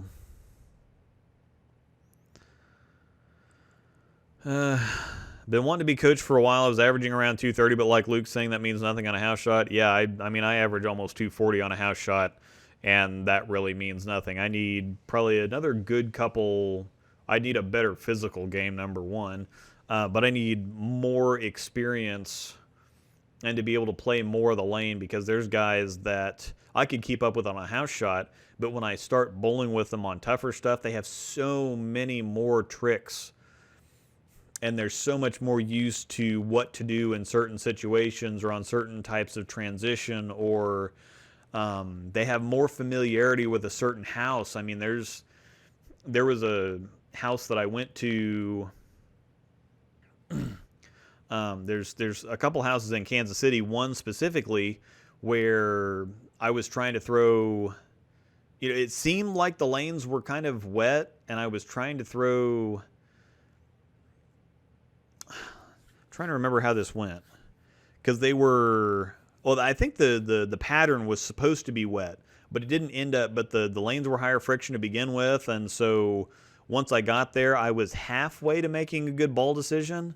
I start off with a phase 3, and it may not sound like the best thing to start off with on heavy volume and lower friction, or heavy volume and higher friction lanes, but it looked okay to begin with. But the ball reaction was really inconsistent. One of the guys I was bowling with said you can't use shiny stuff here. He's like, no matter what, if it's not sanded, the friction's so high in the heads that the ball is going to read, and it's going to make it fishy and really inconsistent. So you can't throw shiny stuff here. And so I'm thinking, okay, well, that explains it, because we'd gone a couple games in, and I was nowhere near the cut line. I wasn't threatening to actually make any money or cash. So he helped me out at that point. But there's just certain things that you bowl so much. Certain house characteristics, certain lane characteristics at that house. And so there's just so much. I mean, it's so experience heavy that's really what it is. There's no such thing as just being so physically talented that, maybe back in the day, somebody like Norm Duke, who just had the physical talent and had everything kind of worked out, and he was so good at doing what he did. But he was also somebody like Anthony Simonson, who was just a bowling alley rat, who was just in there doing it nonstop forever. And so that's really the only way that something like that's going to happen. It's going to be really pretty rare and few and far between. Even somebody like Chris Prather, who bowled a lot of stuff and bowled really well everywhere, but it took him 2 or 3 years on tour before he figured out how to bowl on tour. And that's with bowling events all the time. Bowling, nothing but bowling for years, after already being a ridiculously accomplished and lethal amateur player. Then to get on the professional tour, it took him 3 years to figure out how to get it done and how to succeed out there. Obviously now he's doing really well, but when you think, well, God, I can't even imagine somebody like that struggling at all at any point. And now he's out there obliterating everything, but it just goes to show how tough it actually is. And people don't really realize that until they get out there and do it. And even some people that do get out there and bowl, maybe you bowl decent in one regional or something, or whatever else, and people tend to think that means more than it does. It's got to be something that's got to be success that's sustained. You can't bowl, 5 regionals and cash in one and think, well, I cashed in, there's some promise there. I cashed in that one. Like, no, there's no. Unless you're cashing at the majority of regionals, you don't have a prayer on the regular tour. So, ever bowl the high roller events back in the day? No, I haven't really started bowling much of anything before 3 or 4 years ago. I got some tournaments in here or there, but I was either too busy or was in the pro shop. And the funny thing is, when you're working in a pro shop, you don't actually get to bowl that much.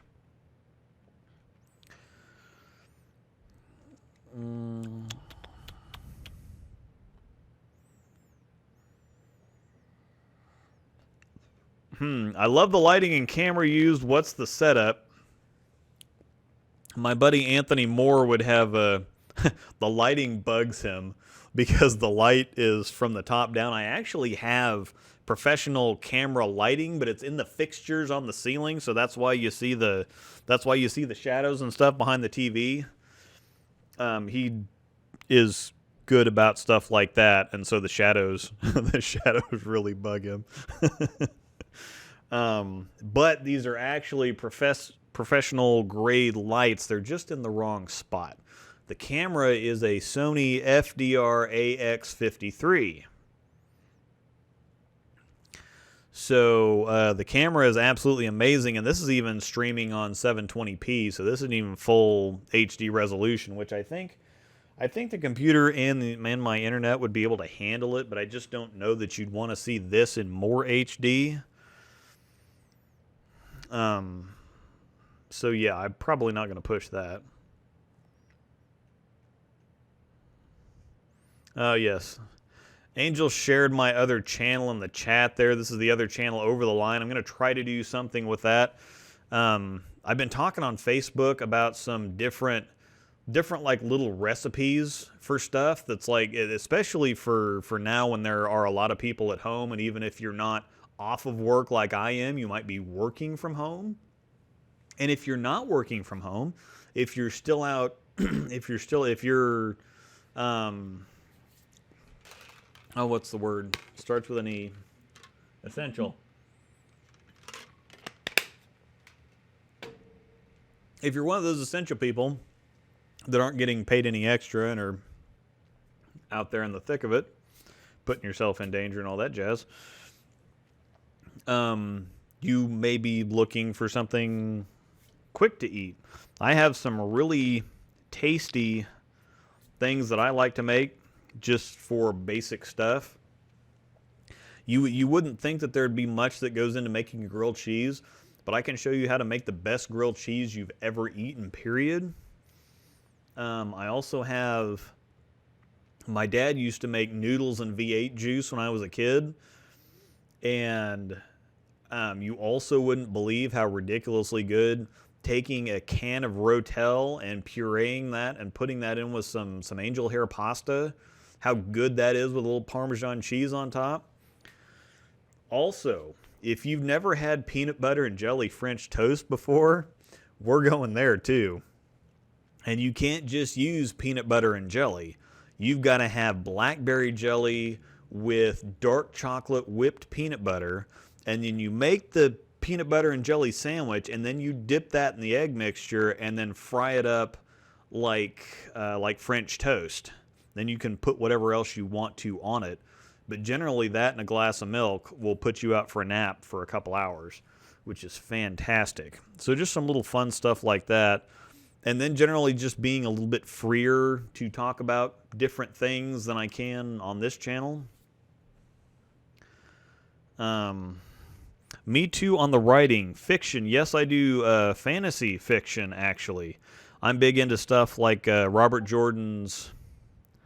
Chat's talking bowling and you're talking food. Yes, I understand this. Yep. Yeah, I'm telling you what to expect on the other channel. So if you're interested in other stuff, you might want to go check that out. But yes, I do fantasy writing. I actually have a 9-book series. It is separated into 3 different trilogies. If you read any fantasy writing like Robert Jordan's Wheel of Time series or any Brandon Sanderson stuff, or J.R.R. Tolkien or anything like that, most everything starts in the Third Age and there's all kinds of prophecies and lore and whatever else. Well, my books that I'm writing are 3 different trilogies and First, Second, and Third Age, basically. And so I'm starting at the very beginning before prophecies and all this kind of stuff and showing how all that, and just kind of going through the whole thing while building that and showing that through the whole story. So I do that, and then of course I like video games too. I'm pale and was homeschooled, and the whole ginger thing, in addition to the pale thing, I stayed inside a lot. And I'm also extremely dorky and introverted, so I played video games and read books. And cooked. So. Kratos, I'm not 21, I can't even drink. For some reason I thought that you were somebody in your mid-30s. I don't know why. But all I see is a profile picture that's not very big, and then a name. And so I don't know how I get the idea, how I get any ideas about anybody, but... Oh, cool. I watched one of your beer frame videos, liked it. Yeah, those were a little bit more free form. We could have a little bit more fun with those, but on the other channel I could have. And you like cooking? That's what I do for a living. I'm a chef. Well, I'm practically a chef because I stay in Holiday Inn Expresses all the time, and I've watched every episode of every cooking show that Gordon Ramsay's ever done. Plus, we watch Andrew Zimmern all the time and all that stuff. So I'm pretty good. I can at least, I can at least pronounce words and stuff. I've never actually made risotto or used mascarpone. I can't pronounce the name of the cheese, mascarpone, because I'm hearing it as Gordon Ramsay saying mascarpone.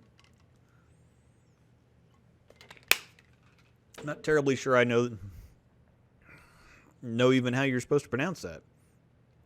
Anyway, obviously yes. You can watch all the PBA telecasts you want, but that doesn't make you a bowler anyway. But I like really simple, basic comfort food type stuff. You ought to like this too. My brother makes something he calls BAM. He takes a pork butt and he cures it like bacon, and then I use that to make pork and beans. And I put white onion in there and some carrots and some celery, and then I cut up the BAM and I put that in there. Of course, I have the northern beans that I soak overnight, and then I also put some brown sugar in there to sweeten it up a little bit. It's just ridiculous. Oh crap, this skipped again. All right, I gotta answer bowling questions now. I have over 10 bowls and I use them all. Should I invest in an it? It depends on how many you drill. Most of the time, people that drill more balls, it's easier to maintain the same fit if you use interchangeable thumbs. It's a whole lot easier for the people drilling to drill too, because they can just pop the interchangeable thing in there and you're done. If you have a trouble with ball to ball fit, especially when it comes to the thumb hole, then yes, you might want to do that. But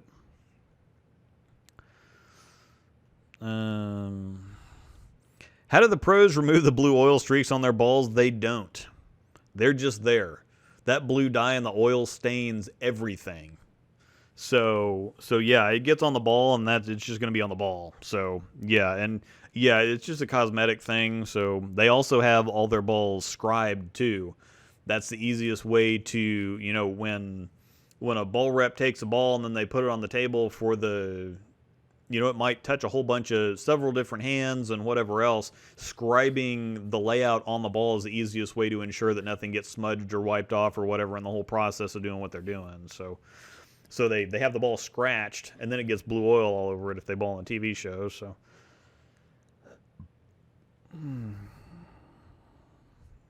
I want a blue oil pink hammer. That's the coolest TV ball I've ever seen. I would agree with that. Yes. Do you think we'll ever see a collaboration between the PBA and the Underground Bowling Association?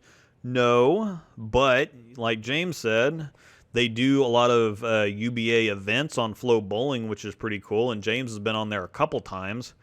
He's going to get that heavyweight belt next time, by the way. Whenever that happens again. I want to drill 8 balls a week. I'm a gear guy. I'd love that. Yes and no. Drilling new stuff is fun, and I think I'd have a lot more fun if it didn't mean that every single ball I drilled was going to have a video attached to it. Because the videos take forever. So if I could just drill the ball and go throw the ball without the whole video process, I'd probably like it a lot more. It seems kind of hard if you have a short pattern and not being able to keep angles closed and only have idle purl plus reactions. I must have missed something.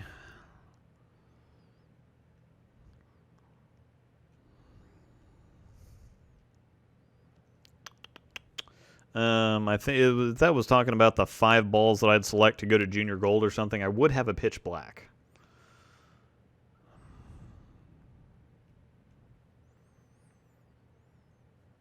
You're literally living my dream right now. I don't know what that means, but I spent too much time talking about nonsense. Oh. Want to help me get a staff position? Yeah, it's one of those things that I couldn't have any pull to get anybody on staff myself. Now I have people in my area. My rep asks me every once in a while, "Hey, do you know so and so? And what do you think about him?" And I've given him feedback, but it never really comes down to saying, "Oh yeah, you should definitely give that guy a contract." He's still going to make the decisions, but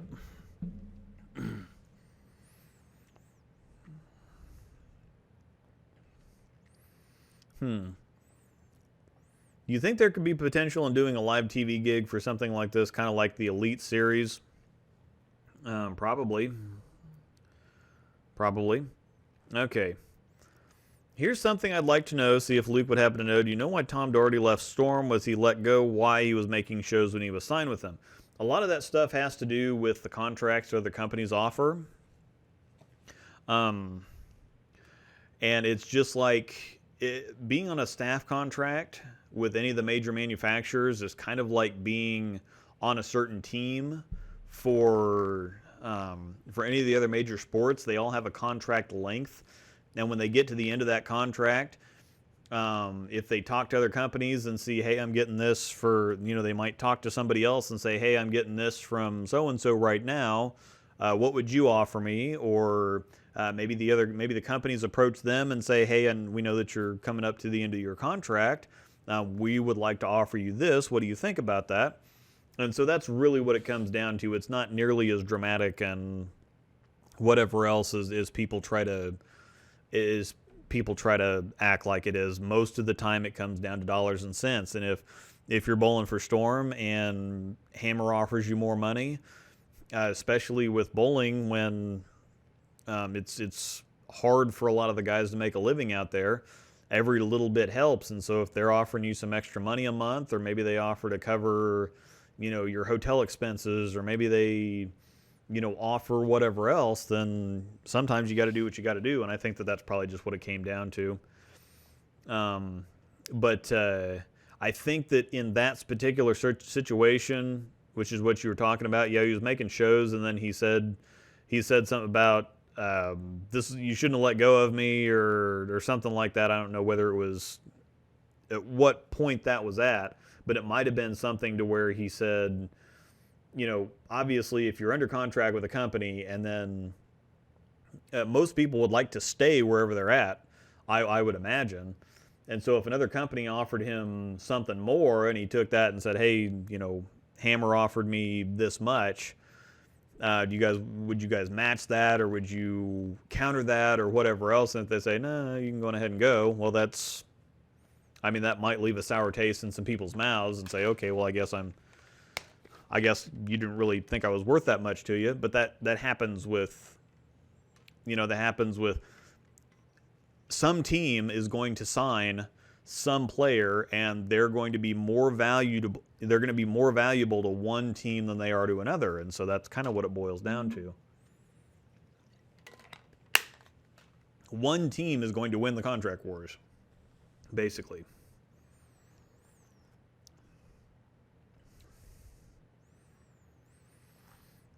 I was wondering how Luke plays short patterns with reactions that just usually flip when it sees friction. Well, I think what I was talking about earlier is that I don't bowl on tougher patterns very often at all. And so when I say I don't normally get under an idle pearl, that's for house shots. I mean, if I go to tougher tournaments, I take all kinds of different things. I'll take my high road tee. Now I travel with pitch black. But even then, most of the time, we don't see very short pattern tournaments, because even the sweepers I go to, people don't want a grind fest. They don't want something super long and heavy. They don't want something super short and dry. They want something tougher, but they generally want something playable too. They don't want to walk in and really grind their balls off, or have to throw different things than they normally throw in league. They might use stuff that's a little bit stronger, a little bit weaker, that lets them use a bit more of what they already have. But most of the time when I go to tougher sweepers, they're still 38 to 43 feet, and 25-ish mils. So they're a lot of medium patterns. They're just tougher. So normally we don't see something that the entire field's going to have to throw urethane on or something. That's a very, very, very rare circumstance when that actually happens. So, I mean, just short of junior gold and PBA events, you're just not going to see that stuff. And if you do, then there's not going to be many entries. So, yep, they got to learn how the lanes transition on tour. Stuff breaks down a certain way out there, yes.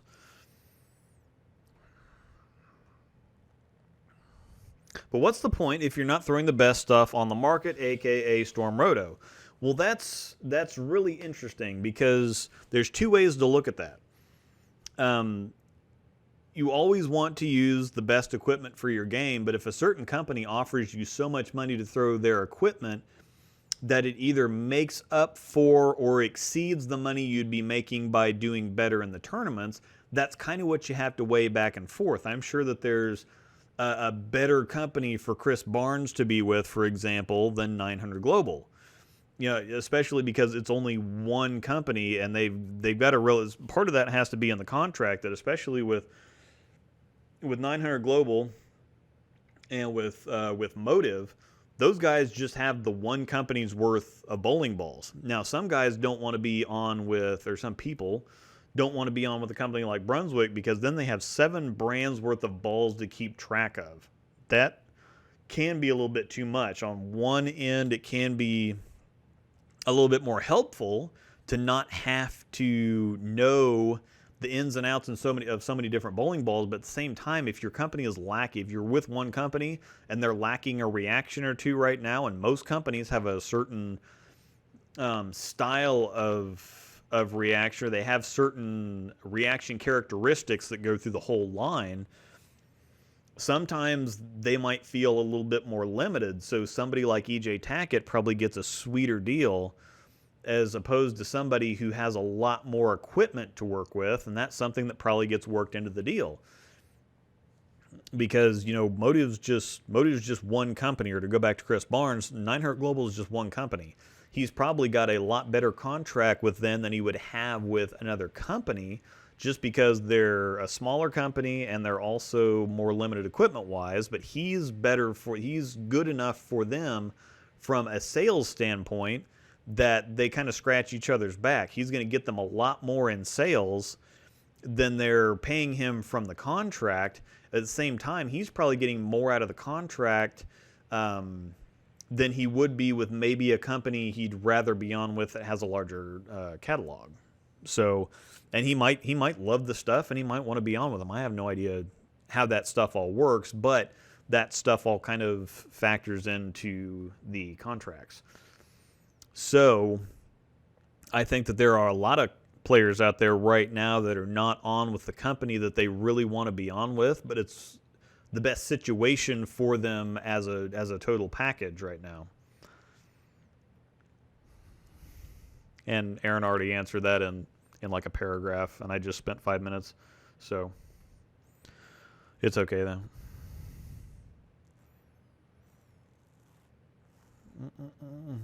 The lights are great then, yeah.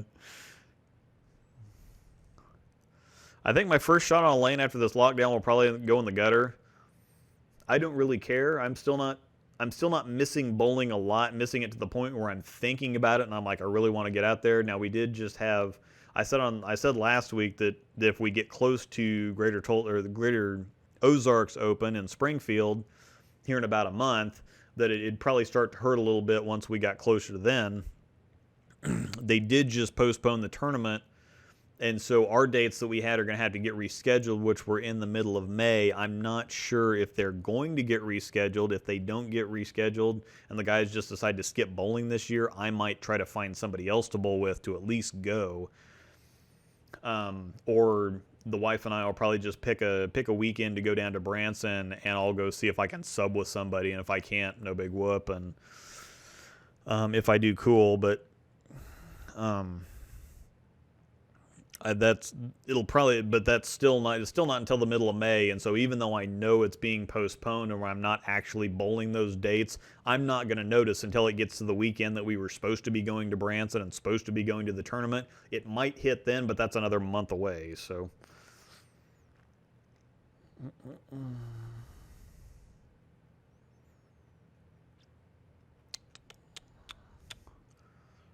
I'm getting hungry now and have been overeating throughout the stay home. Yes. Um, yeah, I've been doing a whole lot of nothing and it's been fabulous. I've been playing some video games finishing up some video game stuff. I've been catching up on some movies that are years old that I never got around to watching. And yes, there's been a lot of eating. There's been a lot of eating. Now, luckily enough for me, I don't really gain weight. I've been sitting around doing nothing, playing games, and I've been writing a little bit, but I've been playing games and watching TV and eating whatever I want whenever I want, and I've gained 5 pounds. Um, so yeah, I'm lucky enough that I can get back into shape in a week and drop that. I could literally drop that 5 pounds tomorrow if I wanted to. So. But I have peanut butter and jelly French toast to eat. And my wife found me tiramisu Oreos. And we also have yogurt pretzels. And then she got me Peeps coffee creamer. So Team Chubby Kid for at least another week.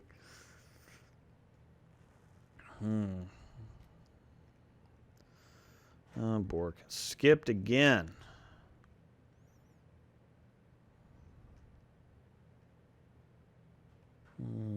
There we go. Kratos is a tree hugger is 20. How can you know about Kratos and be 20? Because God of War 3 came out in like 2013 or 14. I guess you'd have been a teenager.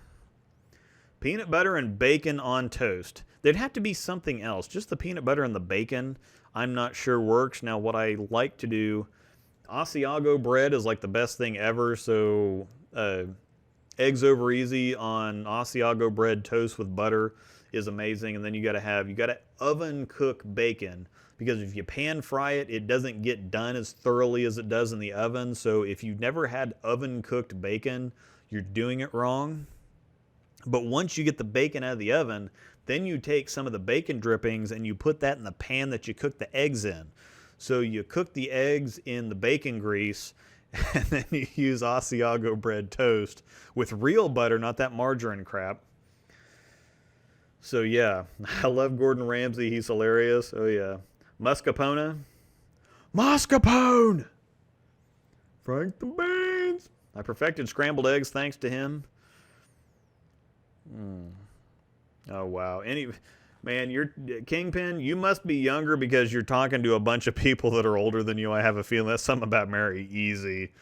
Yep. Anybody can name the movie. Frank the Beans. Yeah, man. That was all these 40-year-olds that are in this chat right now. That was our wheelhouse back in the day. If we get another Pearl phase, what cover would you like it to be? I still vote R2X. I know it's basically a Marvel Pearl, but heck it. I mean, that'd be fine, actually. Another Pearl phase. I would like one of the new, bigger cover stocks. I would really like NRG Pearl. But GI-20 Pearl, the cover that's on the Omega, I really like that cover so far. So a GI-20 Phase Pearl would be pretty nice. And I think with as popular as the Phase 2 still is, and as popular as the Phase 3 is, I think I heard somewhere that the Phase 3, after 2 months, had already outsold the Phase 2, all 3 years of it. So the Phase 3 is if it's not the most popular ball in company history yet, it is now. So they're definitely doing another stateside phase. It'd be crazy not to. So we will probably see another Pearl phase. And so that is a relevant topic of conversation. I had a Marvel Pearl and hated it. Interesting. It was pretty smooth and round, but Only ball that was bad relationship for me, Sonic. Yeah, we both liked the Sonic when we had it originally, but the core was just too strong for that cover. Some people will disagree. Those people are wrong, but they will disagree. So, my dream is to travel the world and bowl for Storm, or just be a ball rep for Storm, or be involved with Storm in some way. I would like to be a ball rep. That's like my ideal thing. Aspen, what are you doing? It's already soft enough. It's memory foam. What are you doing? Hi, Meestal. You want to come around, Meestal? Want to see the puppy on the chats? Come here, baby. Come here, Meestal. Hi, baby. You got to get up closer. You're thumping the wall. I don't know if anybody can see the puppy. Meestal. Meestal. Nope. You're too done? Nope. You're done. You're thumping the wall. I know. I would pick you up, but then you're fuzzy. So, I know.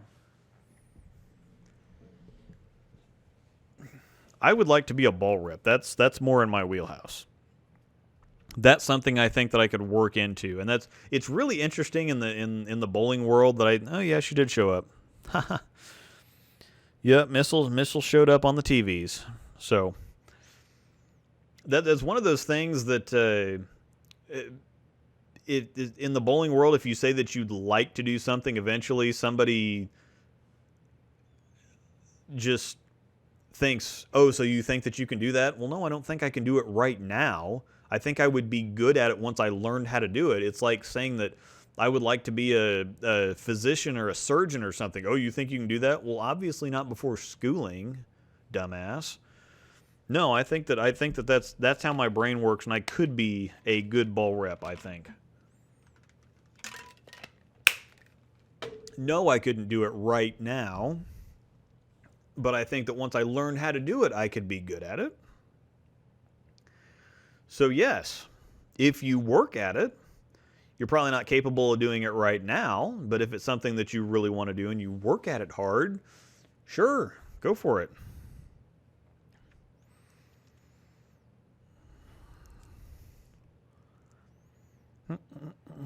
Yeah, we all wanted to like the Sonic a whole bunch. And I love the idea, and the marketing was like perfect. It was a great looking ball. Sonic, it worked. The name worked out. It was like lightning in a bottle. I'm a big marketing, advertising, customer service person. I just love the whole idea of what makes people drawn to certain things, what makes people buy certain things, the complexity and the challenge of customer service in general. I like all of that stuff, and the Sonic had everything. It just was, the cover was just not quite strong enough for that core. So, have you ever bowled an MSBS tournament? I don't know what that means, but as soon as you say that, I think about the MSBS burst assault rifle from Call of Duty Ghosts.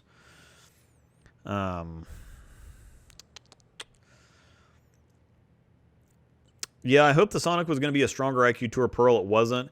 Yeah, and there's a lot of things that look good in the ball review that don't end up working out. Like the MVP looks fantastic in the ball review, but it's already gone. I gave it to my father-in-law because it's just not my type of ball reaction. I can make it look good for a video, but that's half the reason that my mechanics are screwed up. So, yep, it's just pure chug. For some people, that's cool. Some people didn't match up with the ball. The Sonic was one of those balls. Yeah, it's one of those, if you match up with it, it's going to be great. If you don't, it's not. So, yes.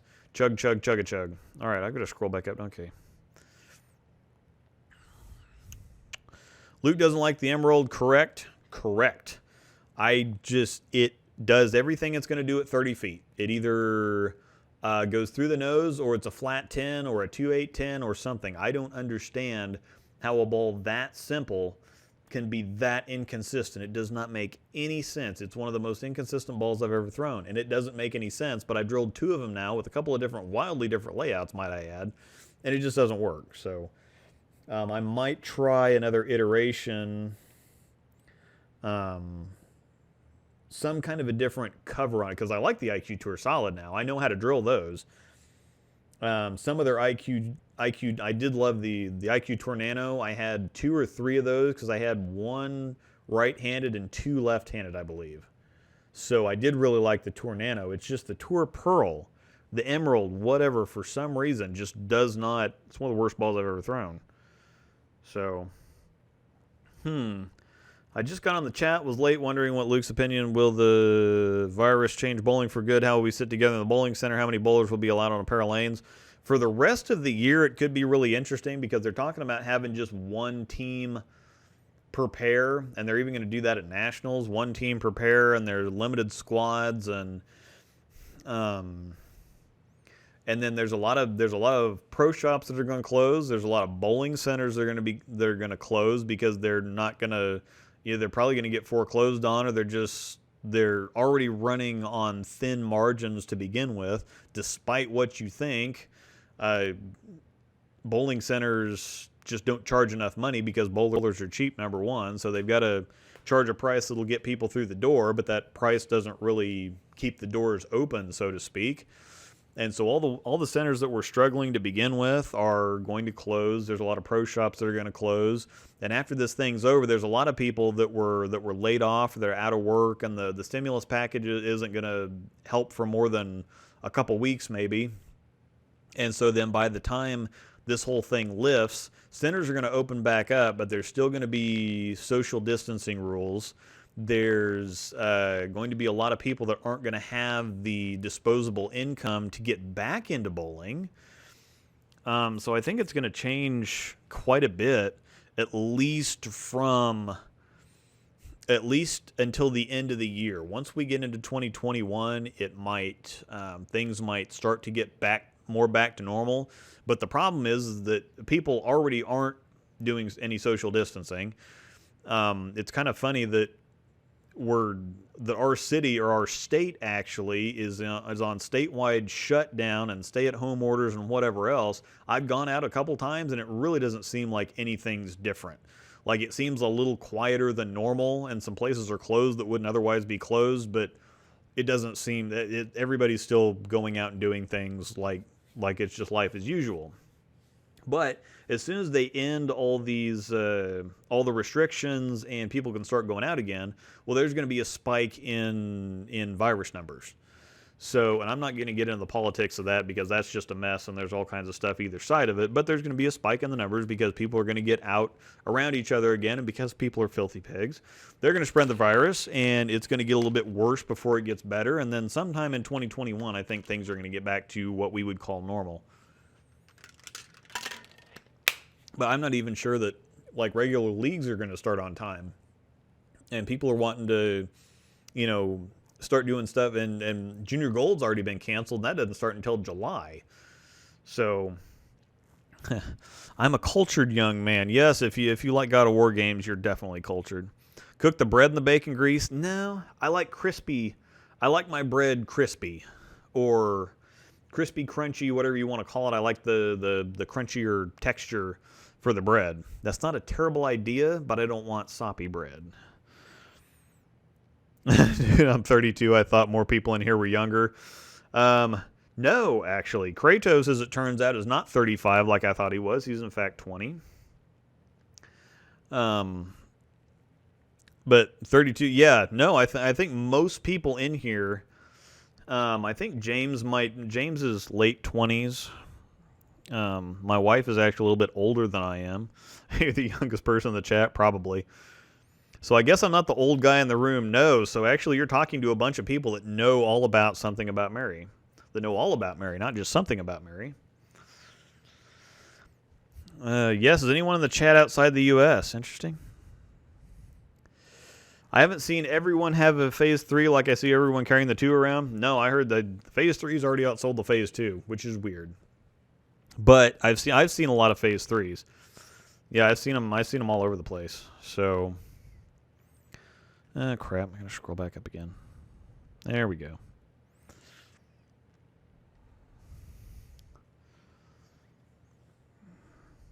Isn't the original High Road probably ahead of the Phase 3 as the most popular ball? Probably, and it's been out for 11 and a half, almost 12 years now. So it's probably got the sales record, most of it being because it's been out for 11 years. Do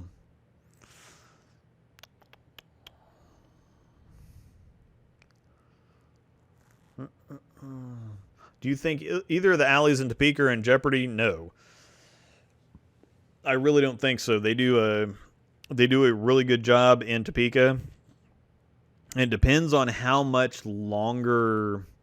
Obviously, the more corporate centers, the Boleros and all that stuff are not going to be in trouble. But the centers in Topeka are shut down right now. I don't know what obviously I don't know what their financials look like. I know that the one they just bought a couple years ago.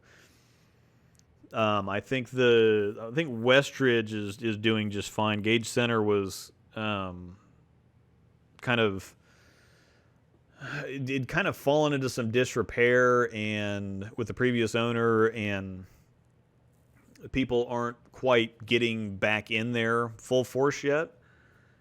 But I think they're doing well enough at Westridge that that's kind of offsetting or balancing that. For right now, they're closed. I mean, I know that didn't slow down their bills really, but they're not paying anybody to be in there, and so I think the